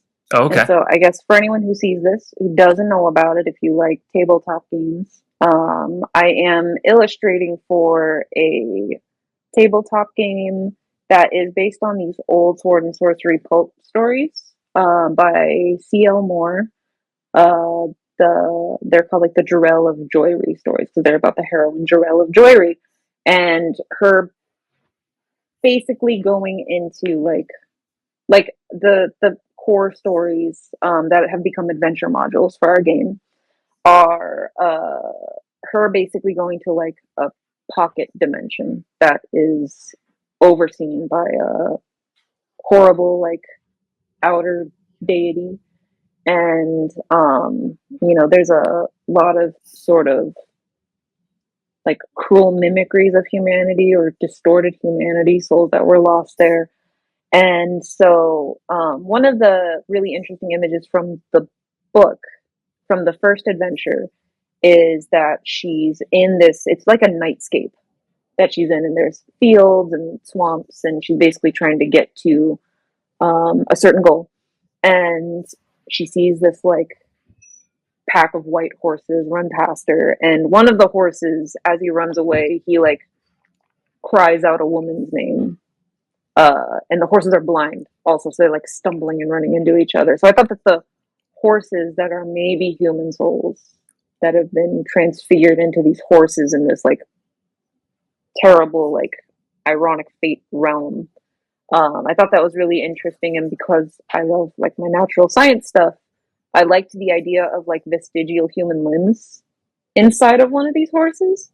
Huh. So the idea for this was, yeah, this like kind of archaeological dig top down of this horse skeleton, but it's also got these human limbs that are still clinging to like a beating heart, which I think is a thing that is going to be like a side adventure you can take in the module. And then there are also these tendrils around it, which are kind of a shorthand for the way that she describes the Black God, which is the antagonist of the story. I wanted to, I really pushed that design as far like as I could to try to make it different from the old book covers while still like having a lot of the same key features. And one of them is he has these like 2 sets of forelimbs. It's mainly a statue, and one of them kind of comes down into these long tendrils that have these kind of like nasty polypy looking like buds upon them. So I like having those because I can like work them into spots in other imagery just as a reminder, like this is Black God Zone, even if you don't see him all the time. So that's the tendrils that are kind of running in around this skeleton. Oh, that's really neat. I like that.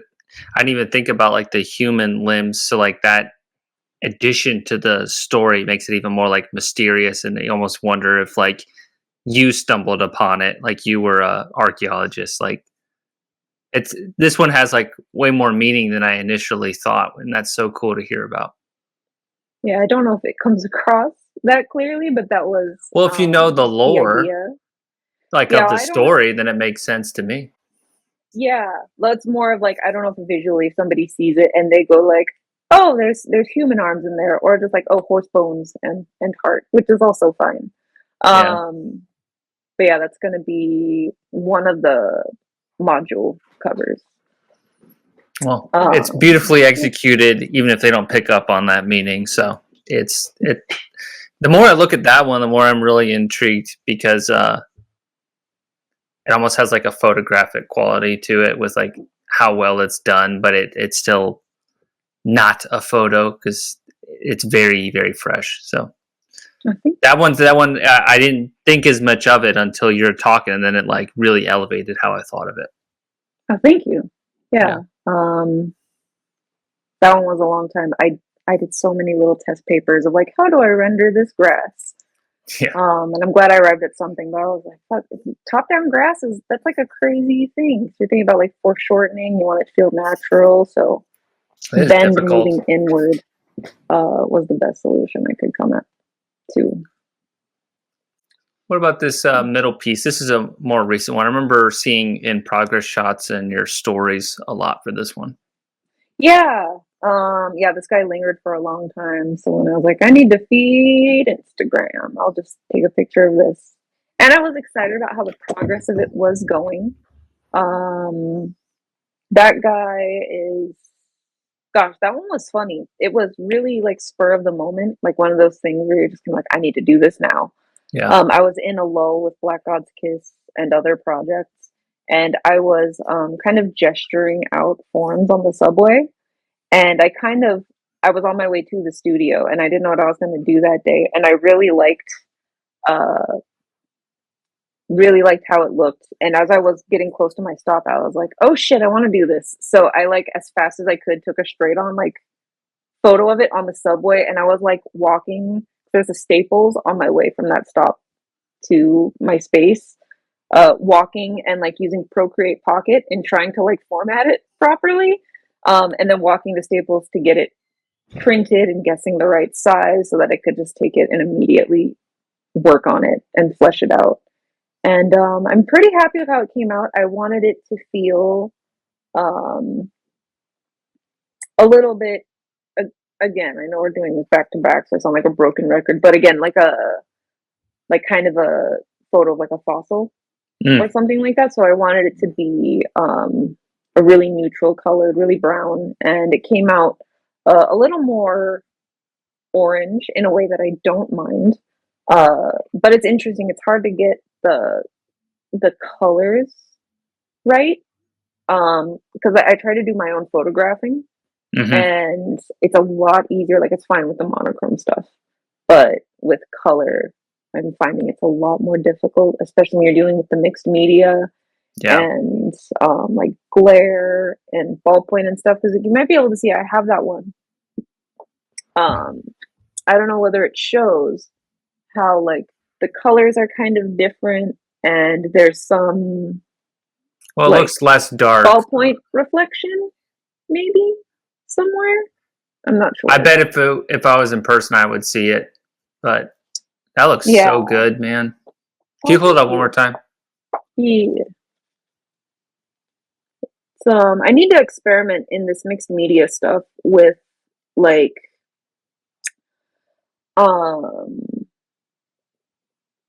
like why can't I think of the term? Not varnishing. Oh, yeah, varnish. I have like a spray can varnish that I've used, like a matte, and I'm increasing. I found with this one, it actually like you've used the aerosol varnish before. I have it, and I have yet to use it because I haven't had a need to. But are you saying so you have like another surface that you can then build up on top of it? Kind of? No, Is that the purpose? that would be like workable fixative, which I did take Fixative, advantage of yes. for the I'm book. looking at it right now. For this, I feel like I'm losing my mind. Is it varnish? You know, like usually it's the purview of like painting, like oil painting, and you put that clear top coat. Yeah, and then it's done, right? Yeah. Yeah. So spray varnish is nice for doing that because you're not going to like activate medium. Okay. But I need to test because basically the problem with the spray varnish is that if you get just kind of unlucky, you can get this kind of like white, transparent, like just like buildup on top of the image. And when that happens, it happened with this. Um, you have to go in with whatever's a solvent for the varnish. For me, it's mineral spirits. It's probably Uh-huh. usually mineral spirits.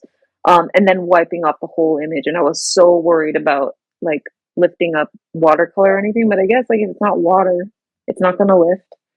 So I was able to remove the spray varnish fine, and I was like, I'm going to leave it alone now and not do that again. But I want to see how just a straight up like liquid varnish would do on top of this mixed media approach, because it would probably also make photographing a lot easier Might be a to get that shine. consistency. Yeah, it would need to be like a matte, and now I need to control for shine with the Yeah. photography. But like it's possibly easier than like something like this. You could see when I held it up. Um, there's a lot of like brush stroke stuff going on. And I think the ballpoint is less apparent, that glare, ever since I did that varnish and removal process. But usually you can see like some red or something in depending on how the light will hit it. What about like scanning? Do you have trouble with that sometimes, or? As I work bigger, I'm finding that scanning doesn't always work super well. And I find that sometimes uh like maybe it's just that I have like a really bad scanner, but there is like some quality in how like the eye sees like the ink work on the page that gets lost in my scanner. Mm. If I get something professionally scanned, it doesn't happen. But I haven't been able to configure settings on my own scanner in a way that resolves the problem. Um, so, and then you got to deal with, do I have a scan bed big enough for when I do something like Yeah. any bigger than basically like a letter size paper sheet? And you know, taking something to get it scanned is really expensive. So I have a camera system that I actually got from a Muddy Colors blog Yeah. about photographing your work. That's been working really well for me, but doing the color stuff is presenting some new challenges to get around. And luckily, it went fine with the book cover I just did. I think this one, there was, I don't know. I don't know what it was, just something about it didn't want to come out super well, but I'll probably like I have that photograph, and I think whenever I decide to drop money on some liquid varnish, I'll see how well that goes. With I actually have a small mixed media sketch I did once, so I can test on that and see does it fuck anything up, and then Right. apply it, and then that might make it easier. Interesting. Yeah, I've never even attempted that kind of stuff. Because you're still talking the thicker Bristol, right? This guy was actually done on. I think it was just some shitty like Canson watercolor paper. Oh, okay. Yeah. So I shouldn't say that. I'm sorry, Canson. It's not Arches. It's Yeah. not that. What's that beep sound? Um, Or that the bell, I mean. oh, my coffee hit my like table Oh, lamp okay. You've here. done it Yeah. twice. I'm like, man, do you have like a singing bowl just like on standby that you just Yeah, like just for fun. Just sometimes you gotta feel the singing bowl. Yeah. Gotta get a sound bath going. So, yeah, I guess the third piece, unless there's anything about the middle one. Nah, no, we're good. The third piece was from a project. I've made several posts. I really mined this project for like some detail shots and content, but I'm done now. Was for a really, really fascinating and challenging project I did last summer with an architect, Michael. He was preparing to do his graduate thesis at the University of Tennessee, and he reached out to me to do illustrations for his thesis project, and it was really ambitious. Like when he sent it, and all he said was like architecture thesis process, and I was like, I don't know how I can do architecture, but I'll talk to him. So like he sent me his like kind of thesis, like early draft. It wasn't a full thesis, it was kind of like at a glance, like the abstract and stuff. Yeah. And it dealt with like sort of how architecture relates to um, mythology and what that means to like human experience and culture, and how each one can inform the other. And also like a point of about something that I had been thinking about a lot and continue to think about was this feeling that like mystery is sort of gone from our world because everything's a Google search away. Right. Um, like I remember being a kid and having these like World Wildlife Fund, like they were like animal cards or something, Yeah. and looking at like I think it was like a maned wolf maybe, and just being like, how is that real? It's someone's road. Some of that is childhood perspective. But I think also just everything is so accessible that there isn't that feeling anymore. Nothing's like beyond our our access, our viewing. And so I think it's an interesting thing to think about, like what is mystery in the world anymore, and how does it inform how we relate to the world. So anyway, he's dealing with a lot of highfalutin ideas like this, and as I was super impressed, and the art selections that he chose, his thesis, it had a ton of art references, and it's something that I've saved because I can like look through it and find something really cool. And so that was a challenge. But basically, the concept was he was thinking about, he chose a specific place in Alaska, in just like the wilds of Alaska.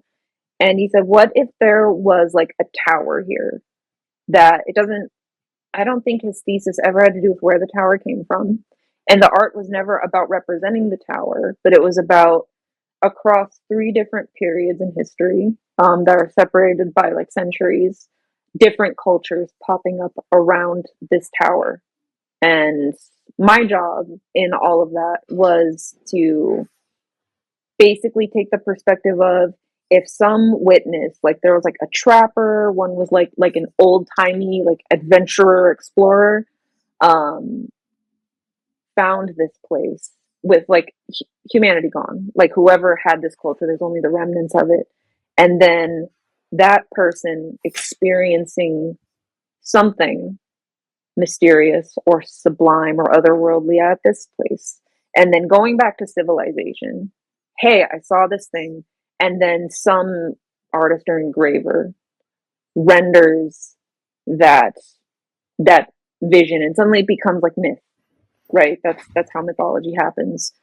So the idea was rendering that myth, and it was kind of hard to get at like what exactly you wanted. I had a weird concept for this one specifically because I did this one first, where I was getting too deep into like what the culture itself looks like, and I was like reading something about like how cultures develop like their own aesthetic identity through like primitive pattern.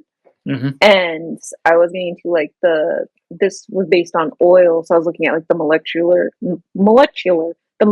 structure of carbon, and also I forget what kind of rock that is, but those ones where they're like hexagonal Okay. and like Yeah.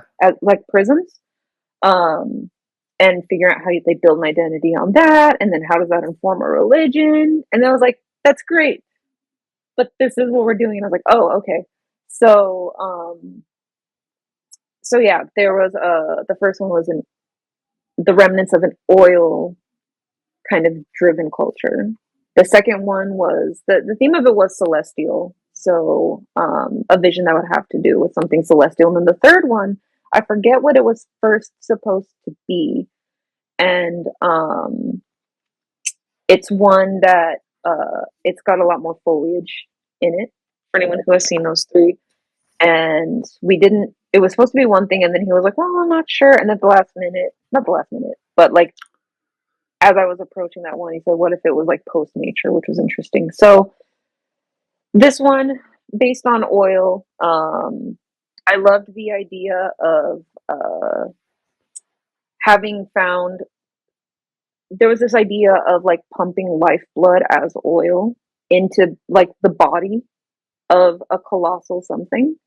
So this isn't so much a mech as like a corpse that they've arranged, and they have somehow reanimated it with putting oil into its veins.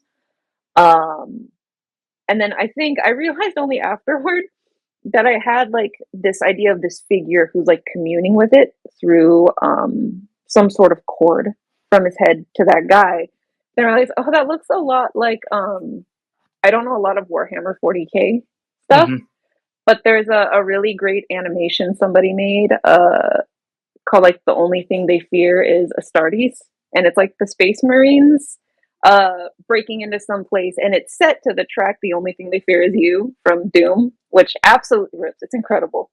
And so like that video makes me like punch the air. It's so great. But there is a dude who I forget what they're called. But you know, they're like the mentats of the 40K universe, I guess. Hmm. They're like tech spiritual.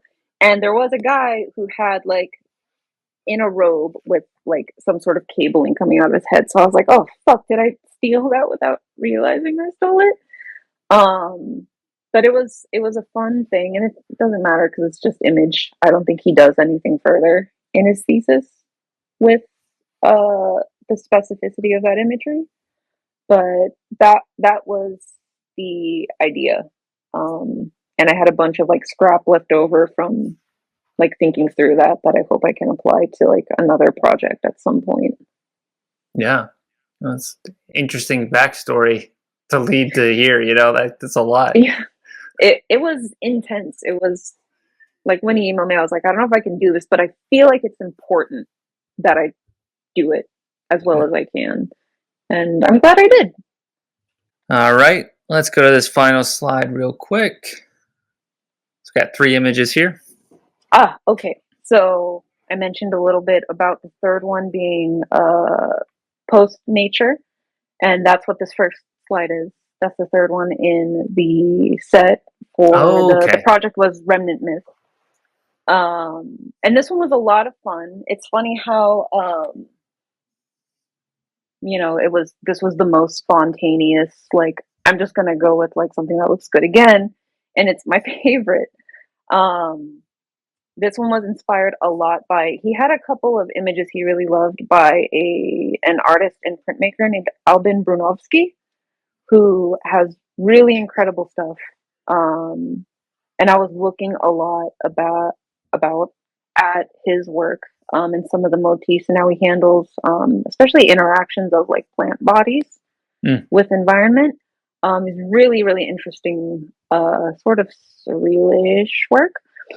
never heard of Um, them. yeah, he's great. And so this one was interesting. So it was like, well, what's post nature? And there were a lot of conflicts with how to like think about how that made sense in the context of things. But I arrived at these kind of two ideas. And this is basically kind of like what is sort of like an arbitrarily made nature, especially in the wake of nature's destruction. Um, but I leaned on this initial idea I had, which was kind of like it was sort of like a dream of Shiva idea. There was Mm, more of a body below. Like if we think of all this as a head, you can see an eye in there toward the bottom, mm. and within this sort of like crowned skull form, that's where all of nature is happening. Um, and so I ended up altering that after discussing the draft and trying to frame it and anchor it left a bit, because since this was the third in what's essentially like a triptych, even though they weren't presented that close, I wanted to have the first one be right hand oriented, middle centered, and then the third one left oriented. Makes sense. And so yeah, this developed in the way that I ended up wanting to have it standing in a pool of water. And I was looking a lot at nervous systems, which is something that I want to look at more for other work, because like there's some like nervous system imagery out there that's just really fascinating to look at. And so I had the idea of there being a path of this like pouring out like brain stem from this sort of dreaming nature figure, and putting again like nature stuff, uh like a reverse march of progress. I had this idea of like, what if we destroyed nature at a time where imagining, it's a little bit magical thinking, where we had sufficient technological advancement that we could, like, if you had like a cult who just turned to worship to cope with the reality, a willful like de-evolution to basically send us back to ape, back to early mammal, back to the water. So that's where you have an upright human figure at the forefront and like reducing down The to a line. basic organism heading up towards this goal point. And I brought the view of a silhouette of something sort of like a tower at the top. Hmm. But those were like the big bullet points, and the rest around that was just trying to make it look visual and try to make it look visual. That makes a lot of sense. Try to give an interesting visual and have like planes that recede and add some interest and some depth to how it looks. It's very cool. Kind of reminds me. You ever seen the movie Annihilation? Yeah. It kind of reminds me of like when they go in the sphere and like things are kind of like beyond nature, and it's like nature's kind of like fusing with like the alien forms and stuff, and then you have like Yeah. that cult aspect of like devolving. I don't know, I just kind of see like that's how my brain registers it. Yeah. No, it's a great film. Alex Gardner is really talented. I don't know how his next movie's going to come out, but I'm excited. What's his next one? Yeah. It's I think it's called Civil War. Oh It's yes, yes, yes. Then that's coming out this yeah, year. That'll either be a hit or a miss. Who knows? yeah. It's hard to say. There's a lot of discussion around it, but I think it might be cool. We'll Yeah. see. I mean, he has a Ex good fucking Machina is track record. awesome. Yeah. Oh, Ex Machina is incredible. I really liked Men. He actually, it's a funny thing. I'm sorry to be on a tangent. I'll be short. No, it's He fine. did a weird little video game Oh, years ago called Odyssey Journey to the West, which is kind of a like steampunky Jack and Daxter esque like telling of like Journey to the West. hmm. And the character you play as, the lead, is motion captured and voiced by Andy Serkis. And it's like, especially for a game like that, like it wasn't stellar, but it was really fun. And it was a rare game where I was like, I just want to get to the cutscenes. I just want to see these guys talk. I just want to see Andy Serkis talk all the time. So it was a weird thing, but yeah, Garland wrote for that game. Oh, Yeah, I need to see Men. I haven't watched that one. I heard it was people would love it or hate it too, but I'm sure it'll be interesting at the very least. yeah. It's funny how you get a feeling for like I'll probably fall on this side. Like I thought I would love it, even though like I kind of kept my expectations tempered, and I did really like it. It had at least one incredibly cool visual. Another one was like Beau is Afraid was one I that I haven't was seen like, that yet either, but same thing, yeah, same yeah. reaction. It's I definitely laughed a lot watching that movie. It's like really just absurd and crazy. But it's got like a weird sense of what I think is meant to be humor and Right. funny. Yeah, I'm interested to hear what you think of either when you see them. Cool.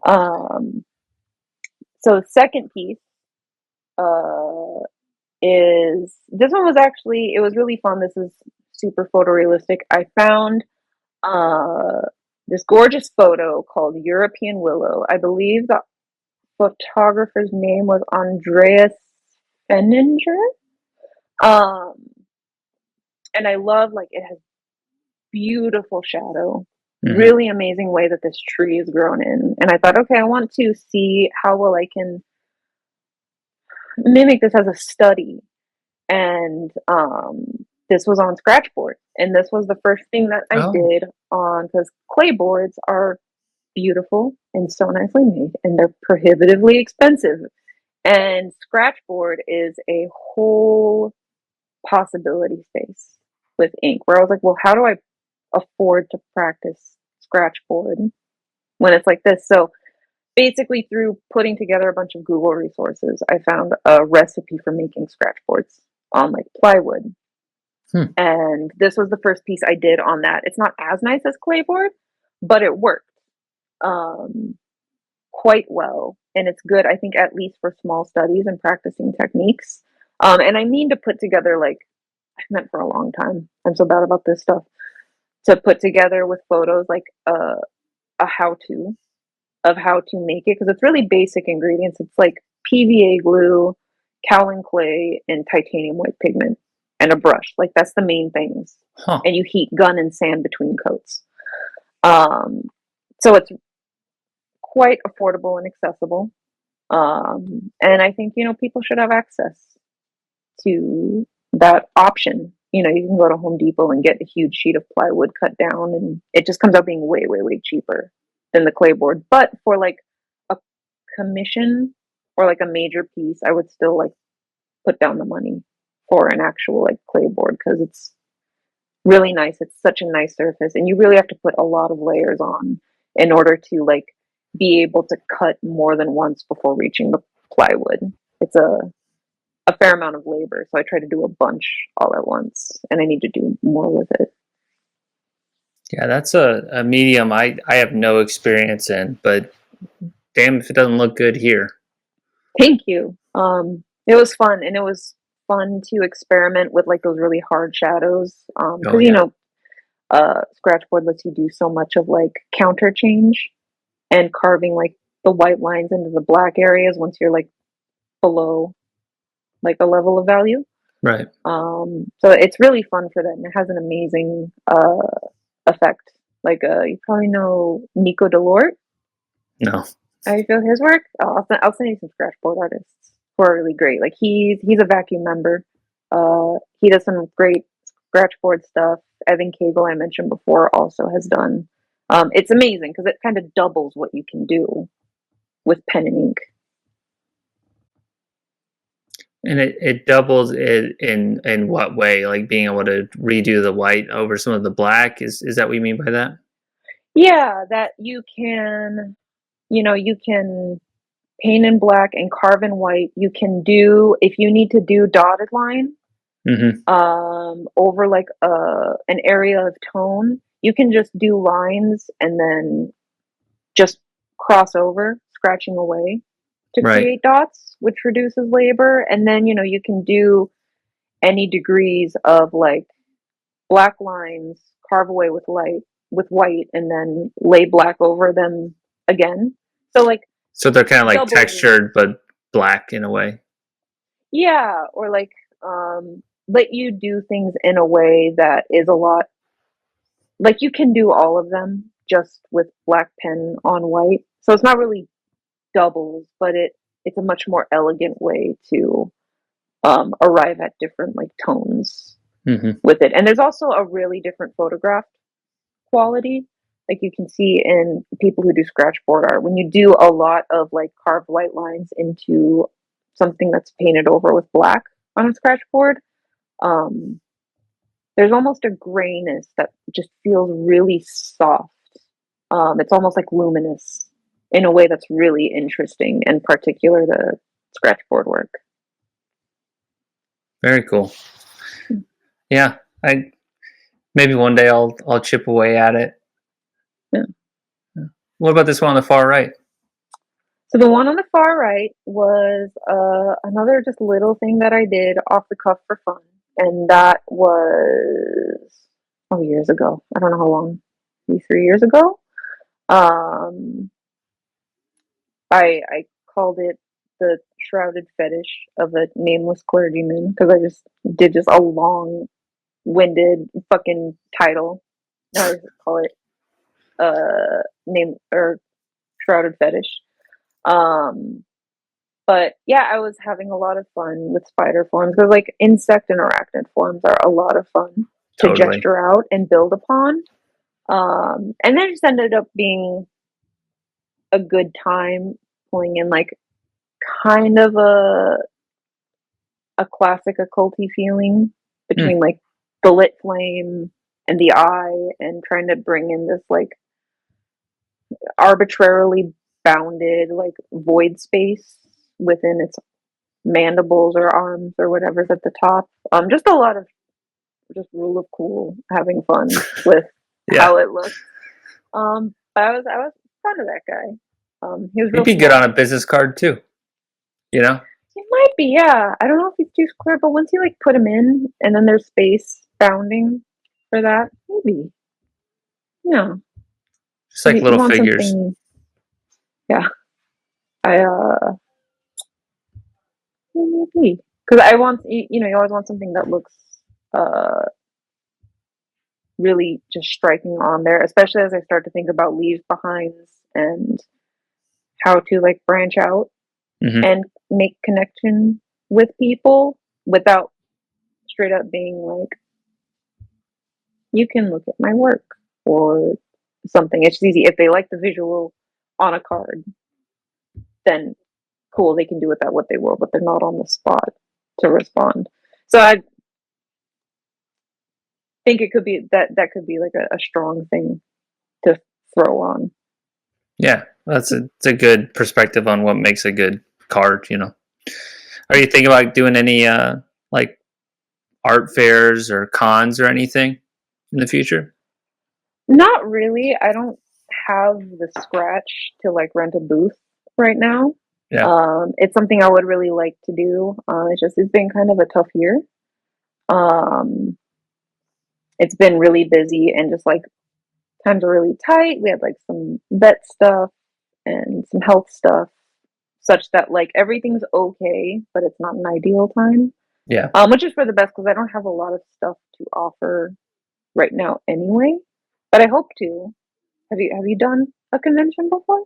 No, I'm very behind on my business affairs, like Yeah. prints, portfolio, anything. I think it's part to like I think you're farther ahead in your journey, you know? So like Mm. I'll get there, but like right now for the year it's just making a bunch of work that like looks like people be like, "Oh, that's Lee's work." You know what I mean? Whereas sometimes I feel like Yeah. some of my stuff is a little like, "Oh, he's experimenting here, he's experimenting here." So I think after this year and with the channel and everything, I'll start doing prints and be more active in trying to get commissions and stuff.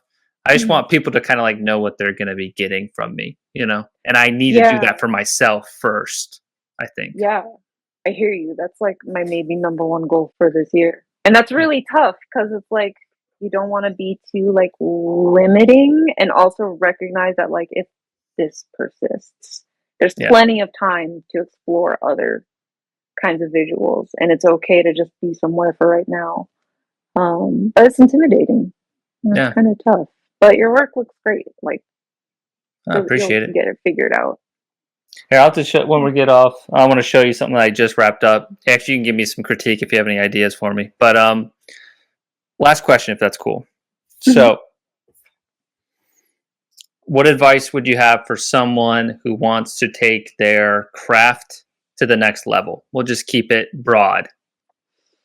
Mm, I mean, just base hunger is always Yeah. good to have, but it's kind of like you can't necessarily manifest that.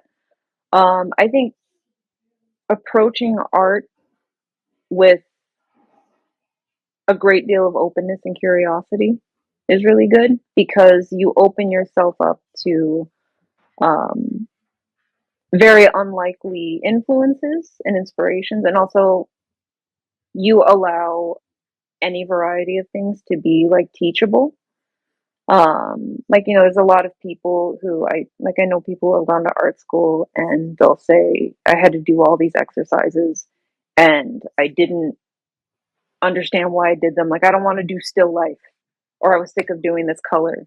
I think it's healthy to like, yeah, depending. Sometimes that just sucks and it's not constructive, but it's good to look for like the good and the I don't know, the nourishing whatever about an exercise or something you're looking at can like add value and serve what you're trying to do.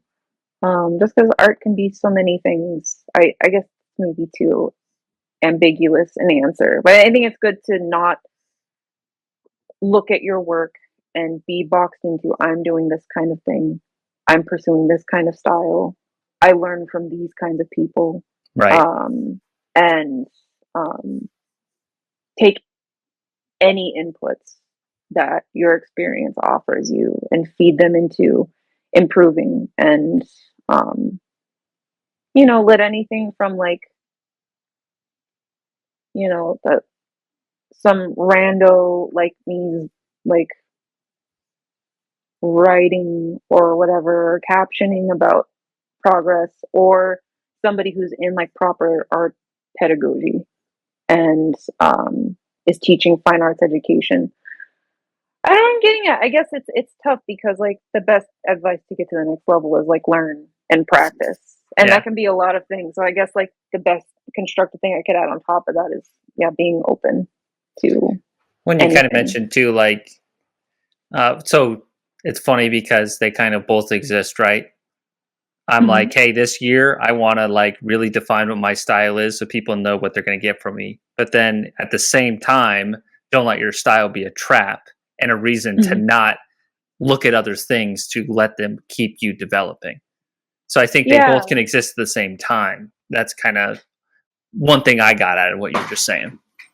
Yeah, in style, people get preoccupied with style because we live in the age of the internet and you're Right. against everybody. And how do you distinguish yourself? But I think style is a thing that, like, that is something that will probably pretty naturally just manifest when, like, your experience of the world comes through the prism of you and becomes the completed visual work. Like, how you interpret and transfer your thinking to an image, like, that style will come through.